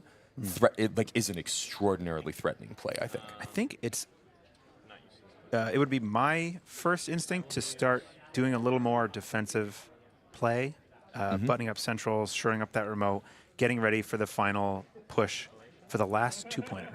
We do see a Copulation come down. Copulation, a strong multi-axis threat in HQ. Though I would imagine there might be one agenda in there right now because there wasn't time to put it in the remote. Right. But I'd imagine that agendas are going straight into this remote as soon as they hit the hand. Right. Yeah, you might have this one-turn window before the next one gets put in there because scoring the Nisei was absolutely the priority, even if you bleed one agenda. Absolutely. But though it is easy to get into HQ, trigger the Copulation by hosting something and get back into legwork. So this is a turn where that play is pretty open. Right. And that looks like what we might be seeing. We're at least seeing the HQ access. And that will be... You're happy either way here. That's a Tattoo Bola. Coupulating the Tattoo Bola is pretty nice. It is. It is. It denies that 4 credits future. Coupulating, coupulating? Future. I don't know. I don't know. Cupping. How about Cupping, that? yeah. You got to cupping the Tattoo put it in Bola. a cup. Yeah. And now you can sweep the hand. Absolutely. For a credit. Yeah. And trashing that card, which you're happy to do because then you can Aesop's the Muse without, any worry. And now, otherwise, you do lose a very small amount of value because there are only 2 in hand. right, rather you're than 3. missing the value of seeing one other card. You're not quite maximizing the potential. But if Ruben has an agenda or draws one next turn, it's just going in the remote. Exactly. So exactly. it's a hard decision to say, do I use it now? And it seems, is it doable to get into R&D this turn? I think Fermenter. Fermenter comes down. gonna Fermenter is basically an easy mark if you need to run next turn. So That's true. That is better than clicking for a credit. Popping the spin before the Popping turn. the spin. So that is a face down and a face. Those seem to me like probably agendas Those are that agendas. Ruben Peters wants to draw now. Right now is the perfect time Yeah, to draw one. And exactly. so that seems to say to me that there were no agendas in hand. Yeah. Because Yeah. otherwise, you don't want to draw another one. Right. And you can let those things cook, and you're just going to put what you have into the remote, unless it's another 5-3 that you're worried about scoring. That's another fun thing about cards like Void, about Hanze Review. If you're not ready to score the agendas, just get rid of them. Just put them in Right. archives. You have Spin Doctor. Jackson will fix everything That for you. Spin Doctor gave a lot of flexibility. Obviously, the Fermenter is a pretty big threat if the game goes long. Because if the game goes long, Fermenter can tick up, potentially give 5 credits of value, 7 credits of value. I don't know if we're going to see the game go that long, though. We do have a pretty strong scoring threat here in this remote. It does seem like the end is potentially looming. I guess even... That was quick one to draw, right? So that signal's looking for an agenda to me. Right. So Mandatory didn't see the agenda. So you can draw one more time and still have time to jam, right? So You can, unless Ruben really wants to jam Hedge? and play an agenda and play an ice on the outermost. is this hedge jam? It could be hedge jam. No. It's hedge ice. Shoring ice up R&D is a that good makes move, sense too. to me as well because Yeah. that is one of the few lost conditions you have right now Right. is run R&D, see the last 2, send a message. Yep, core player saying, I'm ahead. I can sit back a little bit. How do I lose this game? I lose by getting some nasty R&D accesses, and we just shuffled the deck. Yeah. So at the top is unknown. It could be anything. Copulation does get trashed, but it is by Aesop's rather than by itself. Huh. So The value- that's an easy 3 credits. Right. That, like as we were saying, the value. I would be shocked if there's an agenda in HQ right now. Yeah. So Me and too. I think Me that too. Cybershark read that same line. And admittedly, sometimes the best time to hide an agenda in HQ is when people least expect it. But just the remote seems so safe That to me. would be so why reckless, Risk it? Why yeah. risk it? Yeah. Like, just look how much chutzpah I have. I know that I'm on stream. I want people to know. Street cred is the answer. We're seeing an inverted full art holographic Sure Gamble. That is such a cool. That's alt. pretty cool. Yeah, that is such a cool alt. I don't know where that came from, but I like it a Neither lot. do I. But Sure Gamble certainly I think exactly what Cybershark wants here. Cybershark knows that this turn can't be the last turn, just wants to build up for potentially a strong... Is that a Nyashia? It's a Nyashia, yeah. Nyashia. So making this R&D run even more powerful. Oh my gosh. Yeah, that makes sense in this deck. It does. I think it's a one of it sort of triggers standard. Mary De Silva again without any of the variants of the Psy game. Right, so whenever you And access, the Creative Commission. you can just dig even further. It's a mini deep dive. Yeah, this is amazing. A trick shot right now, that would be one card from the trick shot, one card from the Nyashia, one from the Mary De Silva, potentially one from Akiko. That could be a 5-card dig. Yeah, and Iru's been sitting in hand the whole game, and there's one ice on that remote. Wow. So Or on archives. that's right. I'm sorry. Yes, it's not entirely impossible that we just see a 5-3 and a 4-2 get swept in one and just win on a single run. I think that's exactly why Ruben Peters put this ice on R&D, respecting the threat here. This Akiko deck can just dig so many cards so quickly. Right. Even if something gets jammed, you could potentially just win, right? Right. Especially when you see cards in R&D, some of them will have trash costs. You can get rid of them and go back and see more. We are soft multi-access. That is a tree line. Is that a tree line on a tree line, you think? Tree line on tree line. I don't know if that would take tree line up to 7 strength. I don't think that matters. For breakpoints? For breakpoints, because we are at threat 4. There's a lot of options for there are a lot triple, of options like for what it Pharaohs could be. is just really Pharaohs nasty. Would be just, Though, again, 10 strength isn't enough at threat 4. Oh, that's right. Pressure Spike is very strong.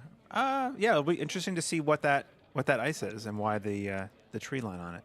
Could it potentially be a Whoredom? It could. Whoredom's a lot of influence. Potentially a Colossus? Colossus. We have seen some Colossus at this tournament. Colossus is actually quite good in this deck on 3 advancement counters because it gets to trash resources. Yeah, so the advanced sub on Colossus. Okay, well, we see a pinhole come out. That is for the Anoatic. RIP the Void. So that does take away the ability to just say no once in the remote. So the quick compression that Ag Infusion gives is a little less strong now. That's right. It's anything that gets to the position where it could get scored. And we see a trick shot come out. This could be so many cards off of R&D. And this is, if that card is a 4-2, which it's threatening to be, then that would be the game, right? So you have to check it. Or a single send a message in R&D could be game. Right. And if you just somehow cannot get through here, Yeah. You still have 2 collects left to put down the Eru and to run. And It is to last gasp effort, It I is think. reasonable to potentially not be able to get through here. There's only a barrier breaker installed, right? And there's no Simmel chip on the board to get back in SMC. That's correct. I see no way. Oh, there's a Sicenton. Well, you can get through that. It'll just hurt. It'll hurt. I wonder how many cards are in hand right now. 1, it looks 2. Is it 3? Is this a flat line? I think it's 3. This could potentially be a flat line. This could be GG.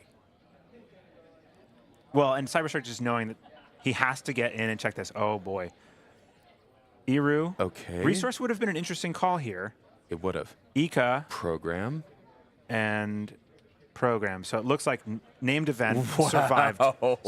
That's the second time we've seen an event call lead to just barely surviving. Yeah. That's amazing. Yeah. Now, do you You're Nisei, happy you do you don't- Nisei this run? If you're Ag Infusion? If it's the winning agenda, yes. If it's the winning agenda, I think so. Yeah, 'Cause and you still sure have enough, Ag Boop. we see the Nisei. Yep. And this leaves so another Sicenton. Well, Treeline can only put on an advanceable card, correct? So it can't be a Sicenton. I believe that's true. Can I read Tree I'm not 100% sure. Graveyard? No. On one installed piece You of can ice, just, it doesn't have you to can be bluff. advanceable. Wouldn't that be the That would bluff be of the such century? a bluff. To say, yes, I will tree line this. And yeah, we're sitting here going, well, the break math doesn't make much sense. And Yeah. it would be That's a tree line at 7 strength. pretty nasty if that was... I imagine Cybershark might be reading Treeline to figure out exactly what we just thought of. Right, right. Yeah, because you have to make runs here. Can you do... Free run into the remote. You still have 2 clicks. You can go for the desperation dig on R&D, I think. We're running it. It's a tree line. It's a tree line. Okay. Okay. So you can get through this. I haven't played enough pressure spike. Do you know? So how much is it to pump Wait, 9? is it that 2, 3? Could Ag have booped into Sisenton here? Oh boy, yes. Judge. I think we're getting a judge call. It is 2 to pump 9 on threat 4. Okay. That is So it is 9 is a 2. really large number. 2. Yeah. So there was a trick veteran. So I think yes. We're talking about boop. Wait, hold on. We'll see. Ran here. Can you lip read? I cannot. Not No, well me- enough, at me- least. Me neither. This could be a judge call that breaks Cybershark's heart here. Both players here are the player who loses this match. Yeah, is this out is of a contention. lose and out. Right. So whoever advances from this round is going to continue on Yeah. with 1 life left. Both fighting for their tournament lives here. We believe, I am not please take this with a grain of salt, I am not a cut math expert, but we believe that 10 and 4 will do it. Yes, I'm So- all. Oh, Iru got trashed. That's right. Iru got trashed, So there is. yes. That's not an out anymore. Yeah. I failed to track that. Yeah, I'm quite bad at cut math. I look up to and admire the folks that can do it. I cannot. I would need a website, and even then, they only make those really for Magic, as far as I know. So Yeah. sorry, I said a bad word. It's okay. You can say the M word once. I'm pretty sure under FCC rules. So we are still waiting for resolution Yeah. of this judge call. We will see exactly what the decision is here. Right. I imagine we might see a time extension. So if it's not- based off of the judge call. Yeah, I think so. Yeah. If it's not, that tree line is broken for 1, 2, 3, 4 credits. I think? 4 credits. And then the brawn. And then the brawn we is can also get 4 through. credits. No problem. Yeah. And Or it's, then I guess it's 5 credits. you steal this agenda, which is probably 4-2, and then I think lose on time likely Probably. because it's a. Yeah. It's probably 4-2 if it's an agenda, maybe not. and, And, then you're 5 to 4. If there is a time extension, you can very quickly pass the turn and at least get 1 more turn. yeah, But you're at 1 credit. It's going to be difficult. I think 1 there credit and 0 cards in hand. there will be a 2-minute time extension. We I are would- getting I the would boop. assume That's so. the I game, would I assume think. so. here. Okay, we are getting the boop. Right. Oh. I mean, you're face checking this Isenton. That's game. And that's there we game. go. There's the handshake. So Cybershark, unfortunately, It's a- is eliminated from 2024 Worlds. Rashida. It was a Rashida. It was Rashida. Oh. Ruben Peters heartbreaking. getting to Ruben advance. Peters. Continuing on, honestly, very tight play on the Ag Infusion side. Very tight play on the Arasana players. side. Just had to run Yeah. in a situation where there was no Sentry Breaker, kind of forced into a situation where you have to tank some net damage. That- Actually survived it once, too. Right. So- That and barely, right? When it- Yeah. just lucked Just out of the barely. naming. That floating eye in the sky has been ruining people's days. An absolute around menace. here. Yeah. Yeah. Yes, but just I think that this showed off the strengths of both decks. We got to see kind of Ag Infusion do its thing. We got to see Akiko do her thing. That's a really interesting A really matchup. good game. Yeah. A really good game. I had a lot of fun. Good job. How often is it that you see an Ag Infusion matchup where there's literally no ice on a server at the end of the game? It is rare. And it's Usually just because of how powerful the R&D threat is. Yep. Yeah. You needed to respect that. Was that the first boop of the game? That was. Yeah. That was. The only boop you need is the one that flatlines. Exactly. Well, that will be it for this round. That is round 13, correct? We have one So more round of Swiss. The last round of Swiss is think. coming up. I imagine we will 14 see a win and in next round, most likely. You'll see as soon at the same time that Wait, we what's do. that mean? A win and in. So that is most likely what we are going to see is a game where whoever wins the game is in top 16. Whoever loses the game is out. Yeah, But we're you'll have trying to to tune in to see that. curate the games to give you Yeah. the maximum tension around here Yeah. before we move on to the top cut where The we, tension is at maximum to right, start with. Yes, we don't need to worry about that Yeah. anymore. Yeah. All right. Well, we're signing off here from round 13. Please tune in for the next round. And I've been Neuropanzer. I've been Eric. See you later.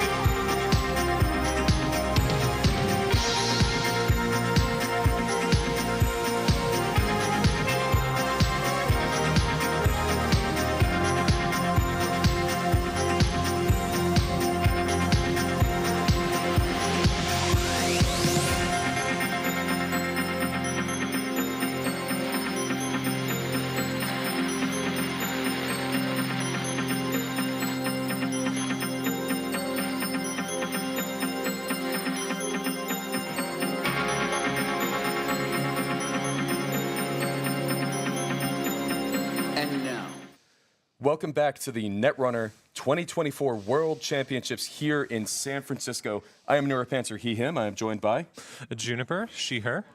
Great to have you on the mic. I think it is our first time on the mic together as well. Yeah, I think so. Yeah. Excited Well, to do happy to be here. We have a banger of a game coming up, don't we? Yeah, we're right at the end of the Swiss rounds, and I'm pretty sure this is a game where both players have to win or else they're eliminated. Yeah, they are definitely eliminated if they're out.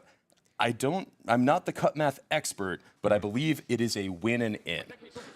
I believe that either of these players, if they win, have the tiebreakers to make it into, or I don't know if they even need the tiebreakers. I think it might just be a clean top 16 At the very here. least, they have a good chance of getting in, as opposed to if they lose, they are definitely out. As if they lose, they are definitely out. We are going to see a built to last versus lat. We have seen each of these IDs multiple times this weekend.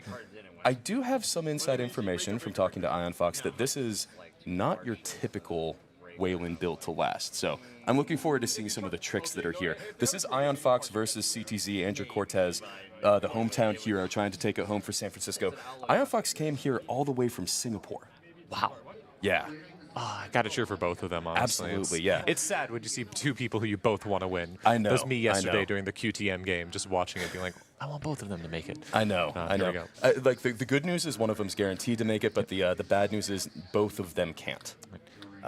It looks like CTZ might have taken a mulligan. Yep, that is a mole from CTZ, it looks like. And that is the sportsmanship, the fist bump to start the game out. Love to see it.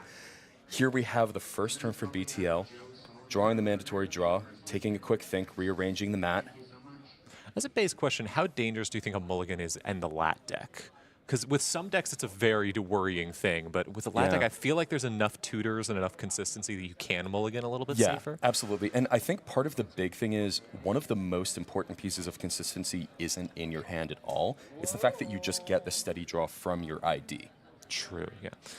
So we do have an install advance, which is essentially install quick for a credit with upside, and an install. So shutting off trick shots on turn one, burners on turn one, any of that shenanigans from this BTL. Hedge fund, diesel, great start if you mulligan. See, Absolutely. mulliganing into a hedge fund and a card draw, that is what you want to That's see yeah, from anything. absolutely. Money and card draw.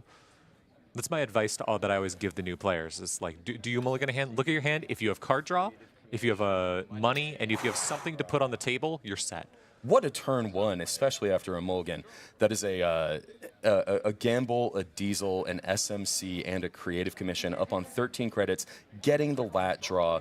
That is just so much value to start the game out. But BTL does already have 2 ice down and 1 advancement counter on it, so a pretty good start from that.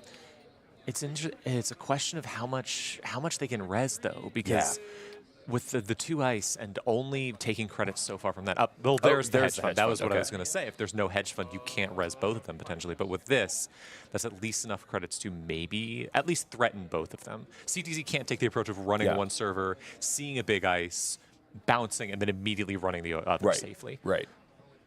Definitely.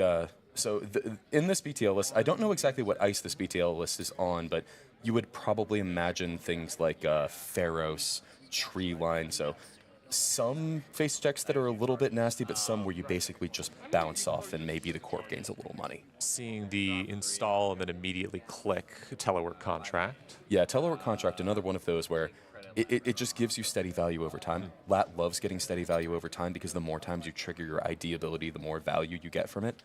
Looks like we saw a draw and then a single click for a credit. I wonder if CTZ's worried about running here, worried about a kill or something, trying to make sure that he has enough money to survive a punitive or a tag kill or something. I would imagine so. Yeah, punitive always one that you're worried about from BTL because they're often on those 3-point agendas. Mm-hmm. Especially with how much money Ion Fox has right now. Absolutely, yeah. Another diesel, simul Okay, chip. there's a Great simul to chip. see. Great to see.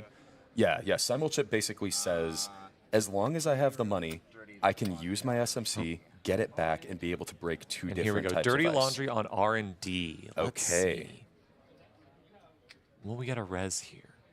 There's enough money for the res, but it does let you immediately decide to see what's up there and get the SMC out for that. Taking a look at the ice, deciding, is this worth the res? It looks like the answer is no. res. Oh. Looks like CTC is deciding any effects before access. The answer is also no.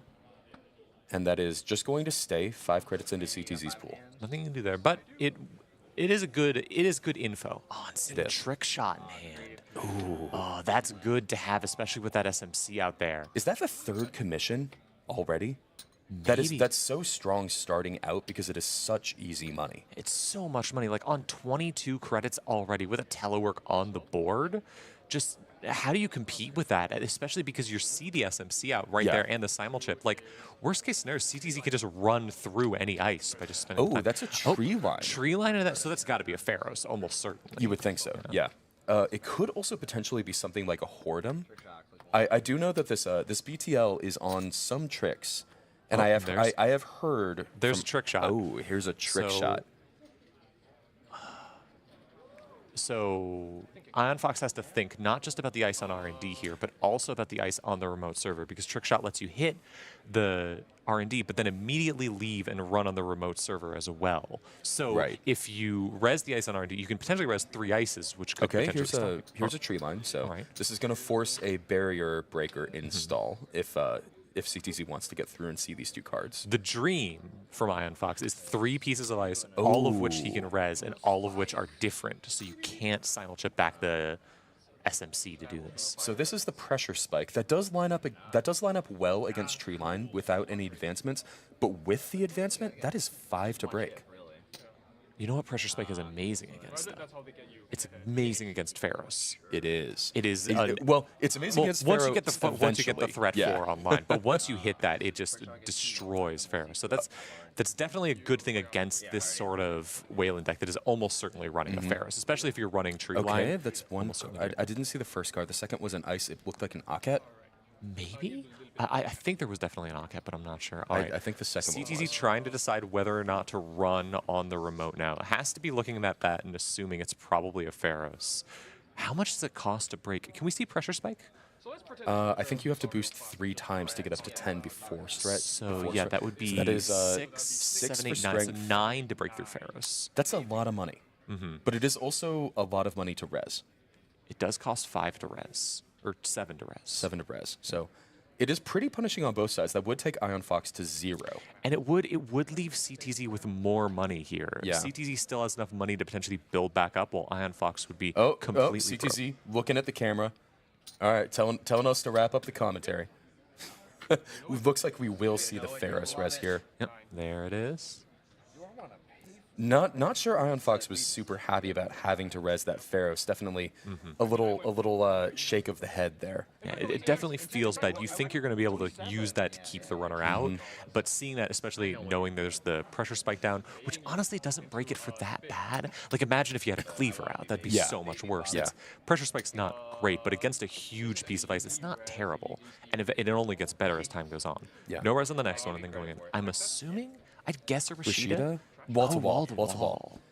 Wall to wall, obviously a fantastic value card here for a Wayland built to last because the advancement counters help you, the credits help you, and in many situations the card also helps you. You gotta trash it here though, because it's just you've got the corp on 0.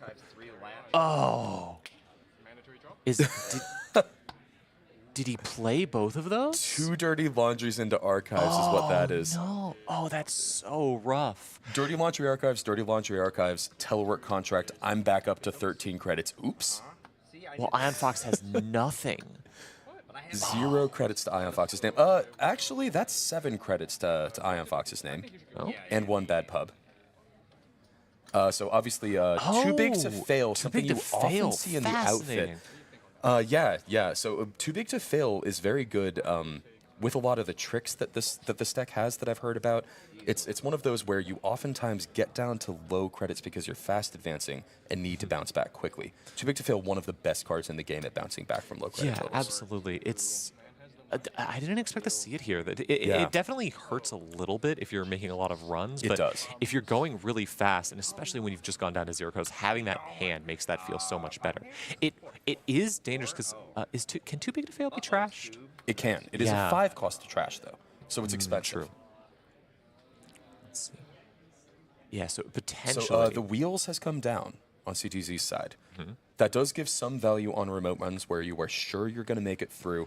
but it also is one of those key tech cards in setting up the knockout blow of deep dive. It means that the deep dive could be coming at any moment. Yeah. Obviously, you don't want to play the deep dive until you've seen an agenda or two, but another thing that it's good at is potentially, if CTZ is still worried about punitive and you see an agenda on a run into HQ, you can then say, okay, deep dive time, I have to go for the win here and try and score out the win before they can hit you with that punitive. Another thing that is helping against a punitive threat here is, I believe that is a stone ship right below the wheels. Stone ship will so that is an easy way to draw up on the corpse turn, potentially your lot draw with the stone ship. You can get up to 7 cards in hand, 8 cards in hand. Yep. So that really hard to kill through that. Yeah. Especially with the amount of money CTZ has right now. Let's see, Propeller. That is a Propeller coming down. We saw this in last round. Propeller, a good complement to Pressure Spike in situations where you just need to break things where the break point for Power Spike isn't there.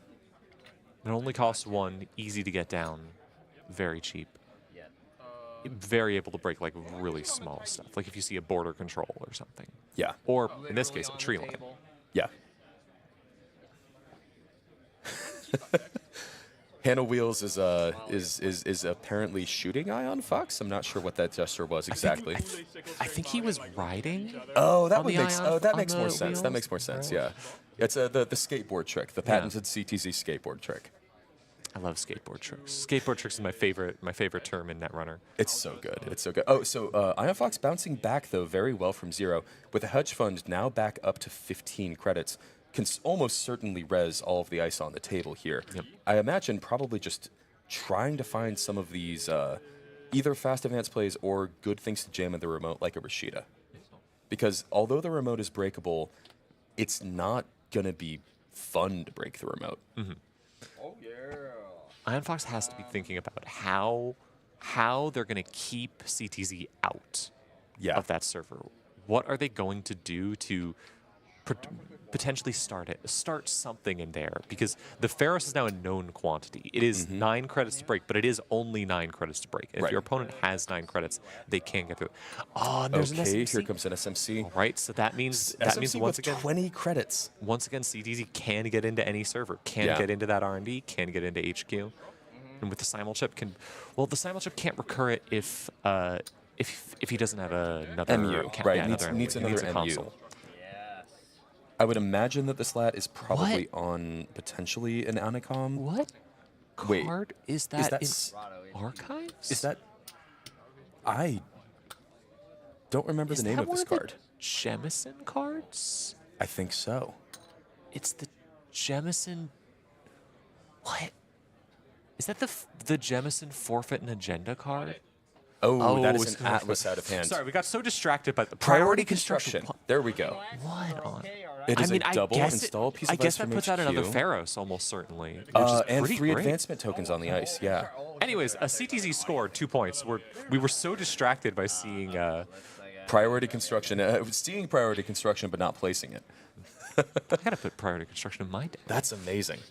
Yeah, that's awesome in this BTL. So we do see both the steal of the Atlas out of hand and also now a trick shot onto R&D. So what is this outermost dice? Looks like we will not find out this run most likely. Just spending some money to break through tree line, getting 2 back. Going to see a logjam, I think that was, and I think that was another tree line. And then is CTZ running the remote? I would imagine no. Yeah, almost certainly. Looks like the answer is okay. Wheels is popped here, so this signals deep dive to me. We've already got the HQ. We've already got the R&D. Looks like we're going for Got the the deep archives. dive So here. deep dive with a click left. So that's see. the log jam. That's So the this tree could line. be game. Red Planet Couriers. So that's an Audacity. That's definitely 2 more points. Okay, so 2 more points, but it's not what you want to see. You want to go up to 6 or even win the game right here. Now Right. there is the possibility if CTZ has another deep dive in hand, because you get shuffled CTZ now, and could you deep dive. could play a Yeah. second deep dive. I'll bet that's what he's looking for with a stone ship, trying to draw into a second deep dive to throw it on the Does board. CTZ find it? he have it? Does CTZ find it? No, the threat is still there next turn. It seems like this ice is porous. It is, but now Ion Fox knows that the deep dive is like. Yeah. Well, also the Hannah isn't there anymore, so you can't do the double deep dive. But it doesn't really matter at this many things. Yeah, so CTZ would actually have to find a 3-pointer off of that deep dive to win. or two smaller ones. But Well, without the wheels, would have to find a 3-pointer, right? True. Because you don't. You get the have extra to find click. a 3-pointer. Yeah. Now, CTZ is up 4-0. Ion Fox has not been able to score any points either out of the remote or otherwise. Definitely not the best position. We've seen a lot of cool tricks. We saw the construction, we saw the Red Planet Couriers in the deck, but we haven't seen anything actually get scored. Red Planet Couriers, I imagine that probably comes with something like a biotic, and you're looking to get the Atlas to end all Atlases. Yeah, the Atlas with like 20 counters on it, and then you can just, I'm guessing, just pull out a bunch of maybe fast advanced tools. Oops, I found all my audacities. Yes, Oops, I found 3 more cards to go with another audacity. That sort of thing, right? Score everything out instantly. Yeah. I would not be shocked if this BTL list can score 5 in a single turn. Card installed in the remote. The remote. And biotic labor. There's a biotic. Are we gonna see? Okay, are we is gonna this see the RPC? Come on, show us the Red Planet Warriors. Are you on Clot, CTZ? Oh. RPC! There we go! All right, so that's 6. Oh, it's just, okay, just 3? Hold on. Oh, just moving 3. No, I have to move all advancement tokens, right? You have to. Yeah, you have to move all of them. Yeah, you have to move all of them. Okay, so that's... So how many counters end up on that? It's so off the map. We need to get that on the map so we can see the number. There were 9 total things. So there's only 1 counter? No. Oh, that's 7. That is a 6 and a 1. That is 7 counters on this Atlas. Oh my god. This is the best Atlas I've ever seen in my life. That's incredible. So yeah, so that is 7 counters. So Ion Fox now can tutor from their deck 7 times. Yeah. With no limitations on that. You can do it at any moment. You can do it, well, it has to be an ability window, but like you can see the runs. Literally, Ion Fox could see the deep dive coming and then tutor for every agenda in the deck. All the agendas are gone now. Obviously, that's a very desperate line. Probably wants to use these to score tutor 7. for all of them in 1 spin doctor. Or 2 spin doctors, then just shuffle them back in next turn. I definitely can't think. I don't think I'm quite big brain enough to think through all of the lines that this has. You could see CTZ just puzzling over this and going, "Oh God, what do I? Okay, I'm already in a good spot to win, but now I'm up against 7 Atlas counters." Like I think CTZ is thinking, I need to win this turn because I'm gonna get 5 points scored against me next turn. BTL actually a very good fast advance ID because you advance and you gain a credit. How can so you can score from lower credit totals? True, but how? I'm trying to think. How can you score 5? Like, how many points could Ion Fox score next turn? I think 5 is the answer. Well, if there are multiple 3 credits, is the problem. Oh, now with the Aket Res, I think you're right. That's With 3 credits, I think you can still score 3. Because you can definitely score 3. You can install advanced biotic, and then you have an audacity. You could just install, biotic and audacity. True. Which you could all tutor for, but right. That's still just 3 points, which will give CTZ. Oh no! That's 2. Oh, and that's the win. Oh wow, that hurts. That does.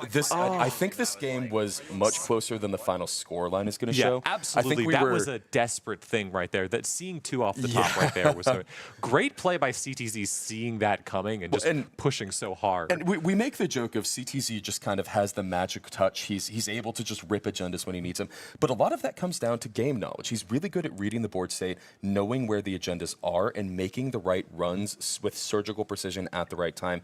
So we believe, if my cut math is correct, which please don't quote me on it, but we believe that this means CTZ is in the cut and Ion Fox is likely top 32, but not in the top 16.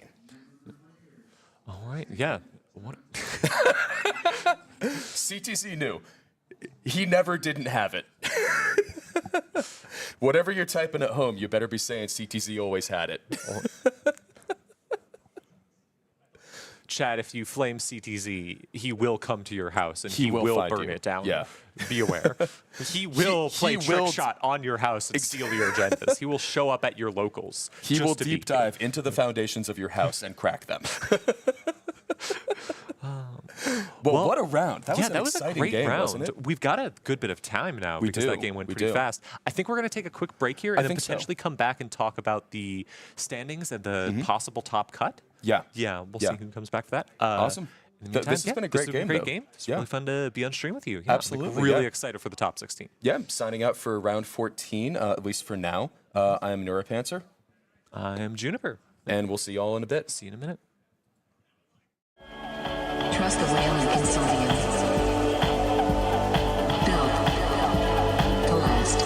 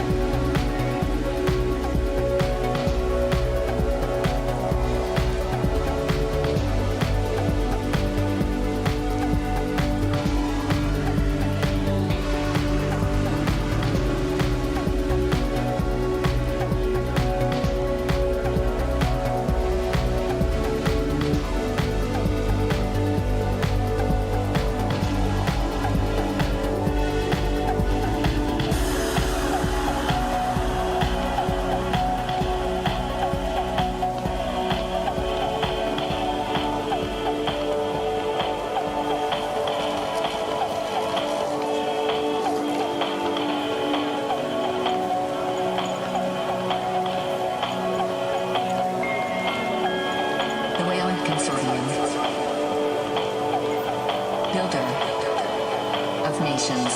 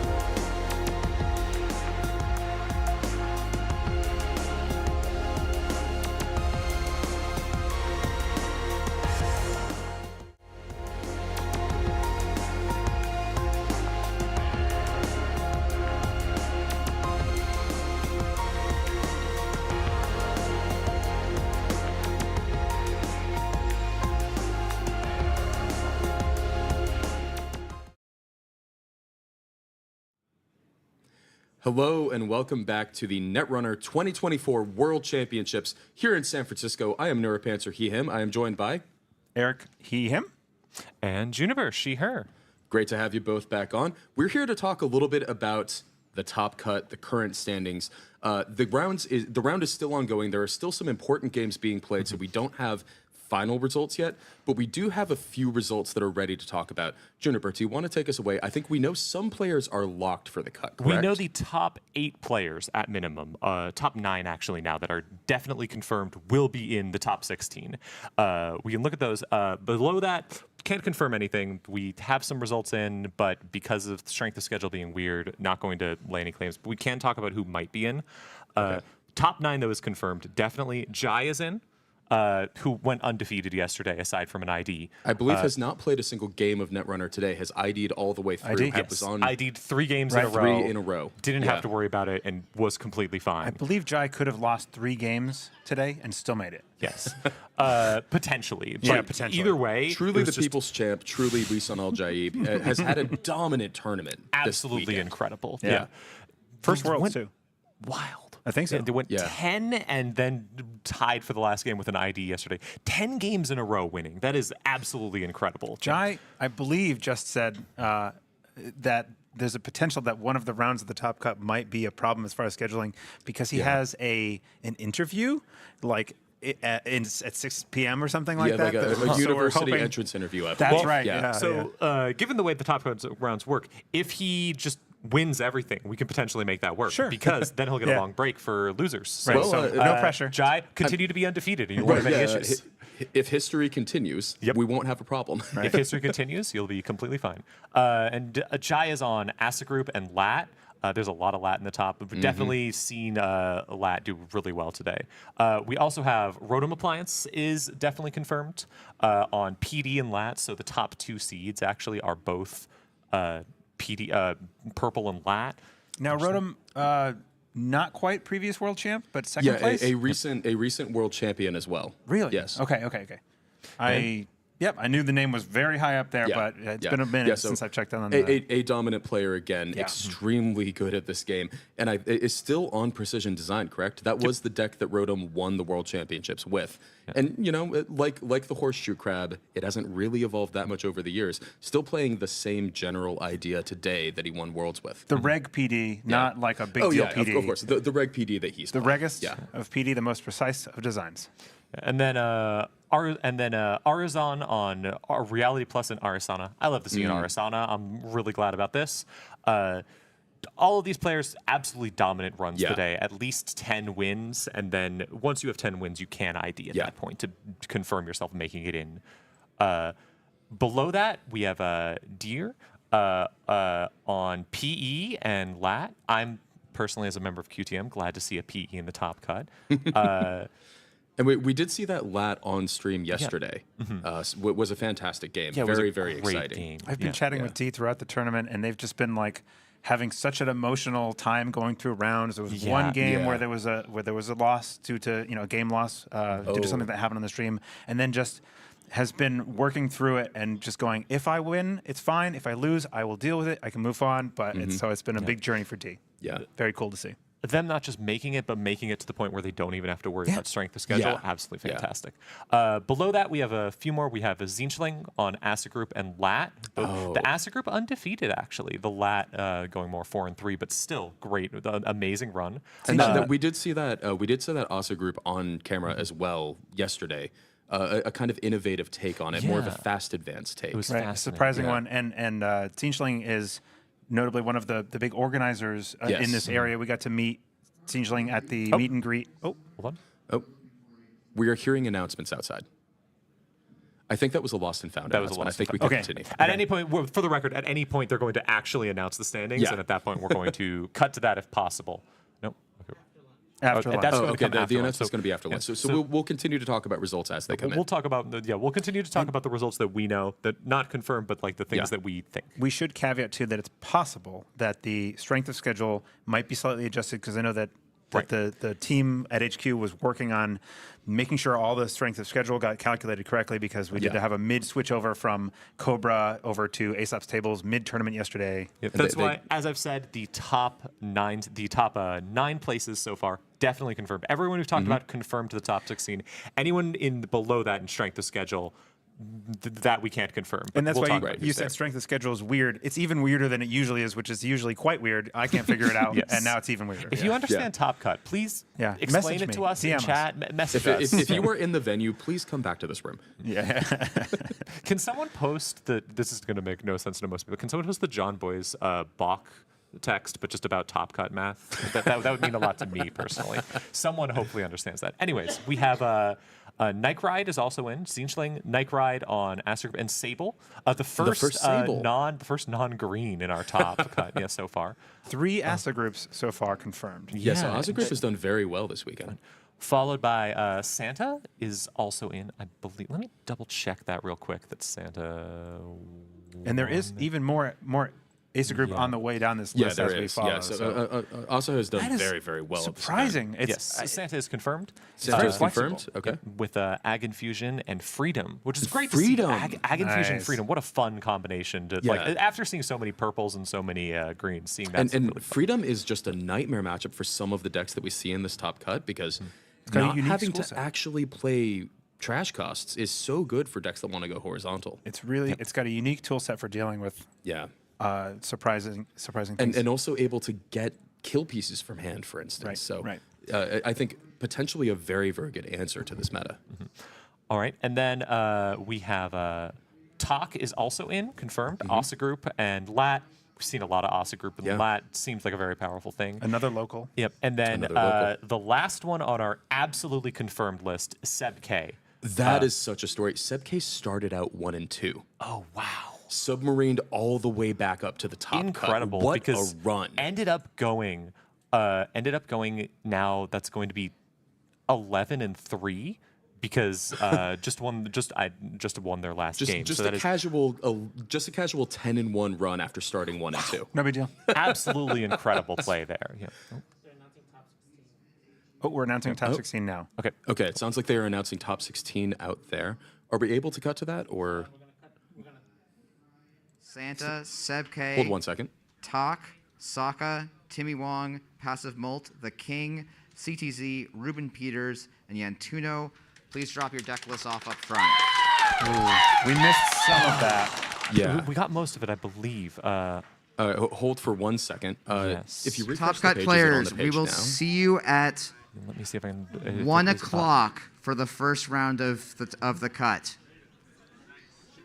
Here, let's 1 see o'clock what's up. local. We are going to prize everyone else out after lunch because we have some logistics to sort out up front. We have it all. Okay.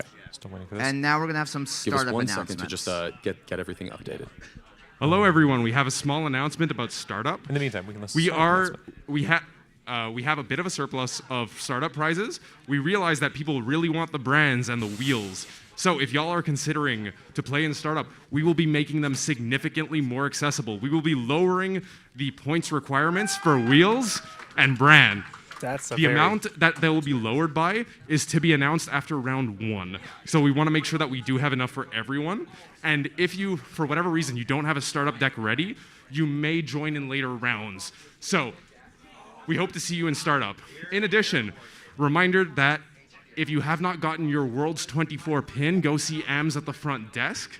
Everyone should have, if you have a badge of any kind, Sunday or full attendees, you should have a Worlds 2024 pin. If not, go see AMS at the front desk. And lastly, for side event prizes, reminder that if you get two of the same playset and you want the other one, so we have Fizarums and Stavkas, you can go to HQ and trade one playset for the other if you have duplicates.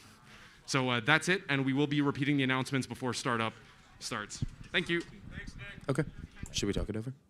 Okay, so we do have the confirmed we have the list confirmed of top list. 16. June, do you want to walk us through it? Yep, we've got all the people we said before. Seb K is in. I believe I mentioned that on as a group of that. Next up, the people who made it in on strength of schedule, but winning their last match. The people who had to win round 14 to get in. Saka, shockingly, barely makes the cut, but does make it. The three-peat is still live. Incidentally, possibly why at that point, Saka has the highest strength of schedule of anyone at that point. Sure. Like one of the highest strength of schedules on here I've seen. So definitely had a tough fight to make it. But did make it. Timmy Wong, who excited to see that. The People's Champ is back. Yep. There are amazing. two competing People's Champs right There now. are, yeah. I believe this is Timmy Wong's first Worlds in 4 or 5 years. Oh, wow. And running Isla. Running Iowa. Yeah. Making very it into old the top school cut. ID. Incredibly basically. fun. Could easily make the run back and make a very deep run in 2024. I'd love to see it. Yeah. I would too. Ag Infusion and Isla from Timmy Wong. Then we have Passive Molt on NBN Reality Plus and Hoshiko Shira. We saw the heartbreaking 8th card on Deep Dive loss yesterday. It was a beautiful, It was a beautiful game, but Against so D. Passive Molt did against D. Yeah. Yes, so Passive Molt did battle back and make it to the top 16. I am glad he made it. We have The King. So glad to see him make it. So glad to see the King make it. Again, saw a loss on stream to Saka yesterday, but has just been playing excellent Netrunner all weekend and obviously Absolutely making the top incredible 16. stuff. What IDs is the King on? The King is on Ag Infusion and Hoshiko. Yeah. We saw the the host deck. Hoshiko. Yeah, that's the crew Hoshiko. Yep. Yeah, it was a beautiful thing. And then we have CTZ, who we just saw make it in. CTZ. Glad to see it. Making it in despite having a 7 counter Atlas scored against him. Sometimes you just It was beautiful. don't care. Yeah, it's the world champ difference. Then we have Ruben Peters on Ag Infusion and Lat. So much There Lat we and Ag go. Infusion. Yeah. And then Ruben Peters was a winner of a lose and out in a previous round. Oh, wow. Did win that last round to get the win and in. Nice. amazing. And then of course we have Tuno, who I'm really glad because Tuno is also part of QTM. Very I nice. believe Deer is part of QTM. I need to double. Okay, yeah, double check. Yeah, I'm dumb. I'm sorry. I don't want to make any claims. No, we don't use But no, the D word. I'm really glad. And what is Tuno on this weekend? Tuno is on. Tuno's on Jinteki and Asa.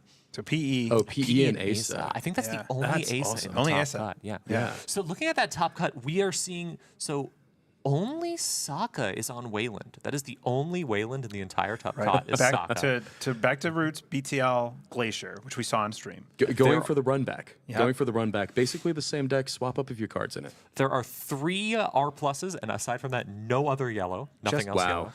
yellow. There is 2 PEs, right? And a couple there's- ag infusions. There's 2 PEs. PE and ag infusion is all there is. 2 PEs and ag infusion. And then aside from that, there is 3 ASA groups and 4 ASA groups, 5 ASA groups, and 1 PD. 5 ASA groups and 1 PD. So definitely HB is the. Definitely doing the best, but a lot of diversity on the corp side. A Meanwhile, lot on of the IDs, other a lot side, of There are factions. 12 shapers. There are 12 shapers. shapers, and of those, 1, 2, 3, 4, 5, 6, 7, 8 of them are lats. See, so Saga did this. half of the top cut is just lat. The biggest trick shot that Shaper pulled was apparently this top 16. Yes. Aside from that, we have We have a Sable, a Hoshiko, a Freedom. we have Five. 2 Hoshikos, 2 1 Hoshikos. Freedom, 2 Hoshikos, There's 1 an Freedom, Arsana. and So 1 it is ASAP. mostly lap, but there is an Arsana in there, correct? Yeah, there is and then there is an Arsana, there's an Isla, there's Okay. another Arsana. Right, the 2 Isla, yeah. Arsanas. And then Okay. we have, of course, Nightcride on 1 Sable. So The, excited to the, see the that. lone crim in the cut. Obviously, I have to cheer for the. I mean, I got to give something to Nightcride because as a Crim player myself, love to play Crim, love to Absolutely. Crim feels go very, fast. Table feels really smooth and in control in Yeah. this last meta, so that's fun to see. I'm curious what plays best against what we're seeing here because if you're in the top cut, you're almost certainly going to be seeing Acid Group and Yeah. you're almost certainly going to be seeing Ag Infusion. Those are the 2 that I would most expect. With 3 Ag Infusions, 4 Ag Infusions, sorry, 4 Ag Infusions and 5 Asas. Those are the ones that I'm most, if I'm a runner, I expect to see. So which runners do you think are most positioned to take advantage of that? I think A lot depends on the matchup because for one of those, I most want to have freedom. For one of those, I least want to have freedom. Absolutely. And unfortunately for the freedom player, bottom half of the cut, notably in the cut, the top seed in the first round picks the matchup. Right. So if That's you are very an Ag powerful. Infusion matched up against a Freedom, you can say, I'll take that 70%. Right. Getting to choose is going to be really powerful. I think the Sable probably is pretty happy to see an ASA group sitting down Yeah. across the table Agreed. because centrals need to be buttoned up, and that's kind of hard. Well, not hard to do. ASA does have some ways to just stack ice really quickly, but it's a different game plan than what they're trying to do most of the time. So I think Tuno's Asa might be good against an Ag Infusion. How I is think that so. matchup? Because I feel what like kind of an ESA is this? I haven't seen this at all. I don't know. Yeah. So that'll be an interesting thing that if we get to see what's happening on the deck, because I don't know that I've seen ESA groups that are doing anything that's sort of different in a long time, and I know that QTM does a lot of really creative brewing, so I'm excited to see if there's something different there, or it's just general ESA fundamentals. Well, I'm personally cheering for the either Deer or Tuno to go for the QTM World Sweep, win Crown of Servers, win this, and then someone's got to win the startup tournament. You got to go to the hometown advantage, right? Or not hometown, but home team. Yeah. Yeah, I am. Who are going y'all for, cheering for? I'm going for the hometown hero. I'm going for CTZ. I think it would just be such a good story if CTZ takes home the San Francisco Worlds. Also, love him to death. One of my favorite people in the community. How about you? Oh, don't make me ask. I can't choose. I am very excited to see Jai do well. I would be very happy if I saw Jai or D or the King win this world. Sokka for a 3P. Any of those 4 players, I would be overjoyed for them. I can't choose. Yeah, it should be clear, of course. We all want to see any of these players. All these players are absolutely fantastic. Some of the best players of Netrunner. Well, the best players of Netrunner. I also think regardless of who wins, everyone watching is going to win because you're going to get to see some of the best Netrunner you could ever see. I'm positive. Based on the quality of the games this weekend, the quality of the players in the cut, we're going to see fantastic games. Yeah. I do want to give one quick shout out also to Analyze Chris and Man in the Moon, who did have the right number of wins but barely missed out. based on bubbled strength of down. selection. Bubble out. Oh, The bubble out. no. That's heartbreaking. But both of them, obviously, to make it to that point, Yeah. absolutely incredible play today. Incredible stuff. Yeah. Yeah. Yeah. I'm excited to see this. Me too. We're going Me too. to head out. We'll be back after lunch Yeah, we have for a the lunch start break. of things. I believe it's going to be me and Andre on stream first. Cool. Great. Yep, so Great, but yeah. we'll see then. All right. Tune Stay in tuned. later for the top 16 of Netrunner Worlds. Yeah. Signing out here from San Francisco. Please come back for the top cut. It will be soon. Hell yeah.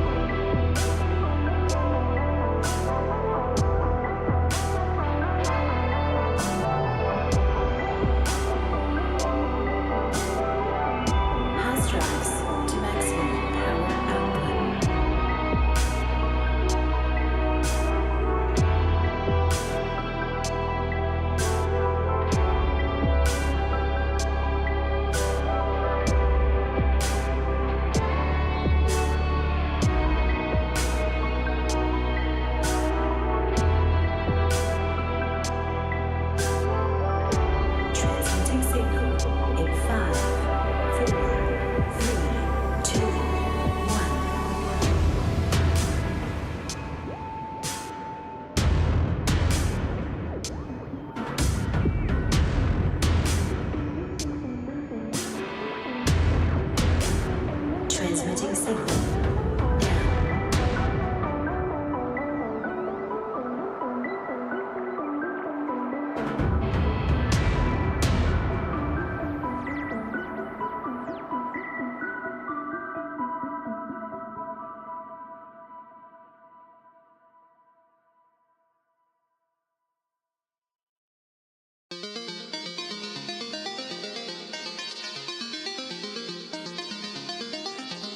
Now.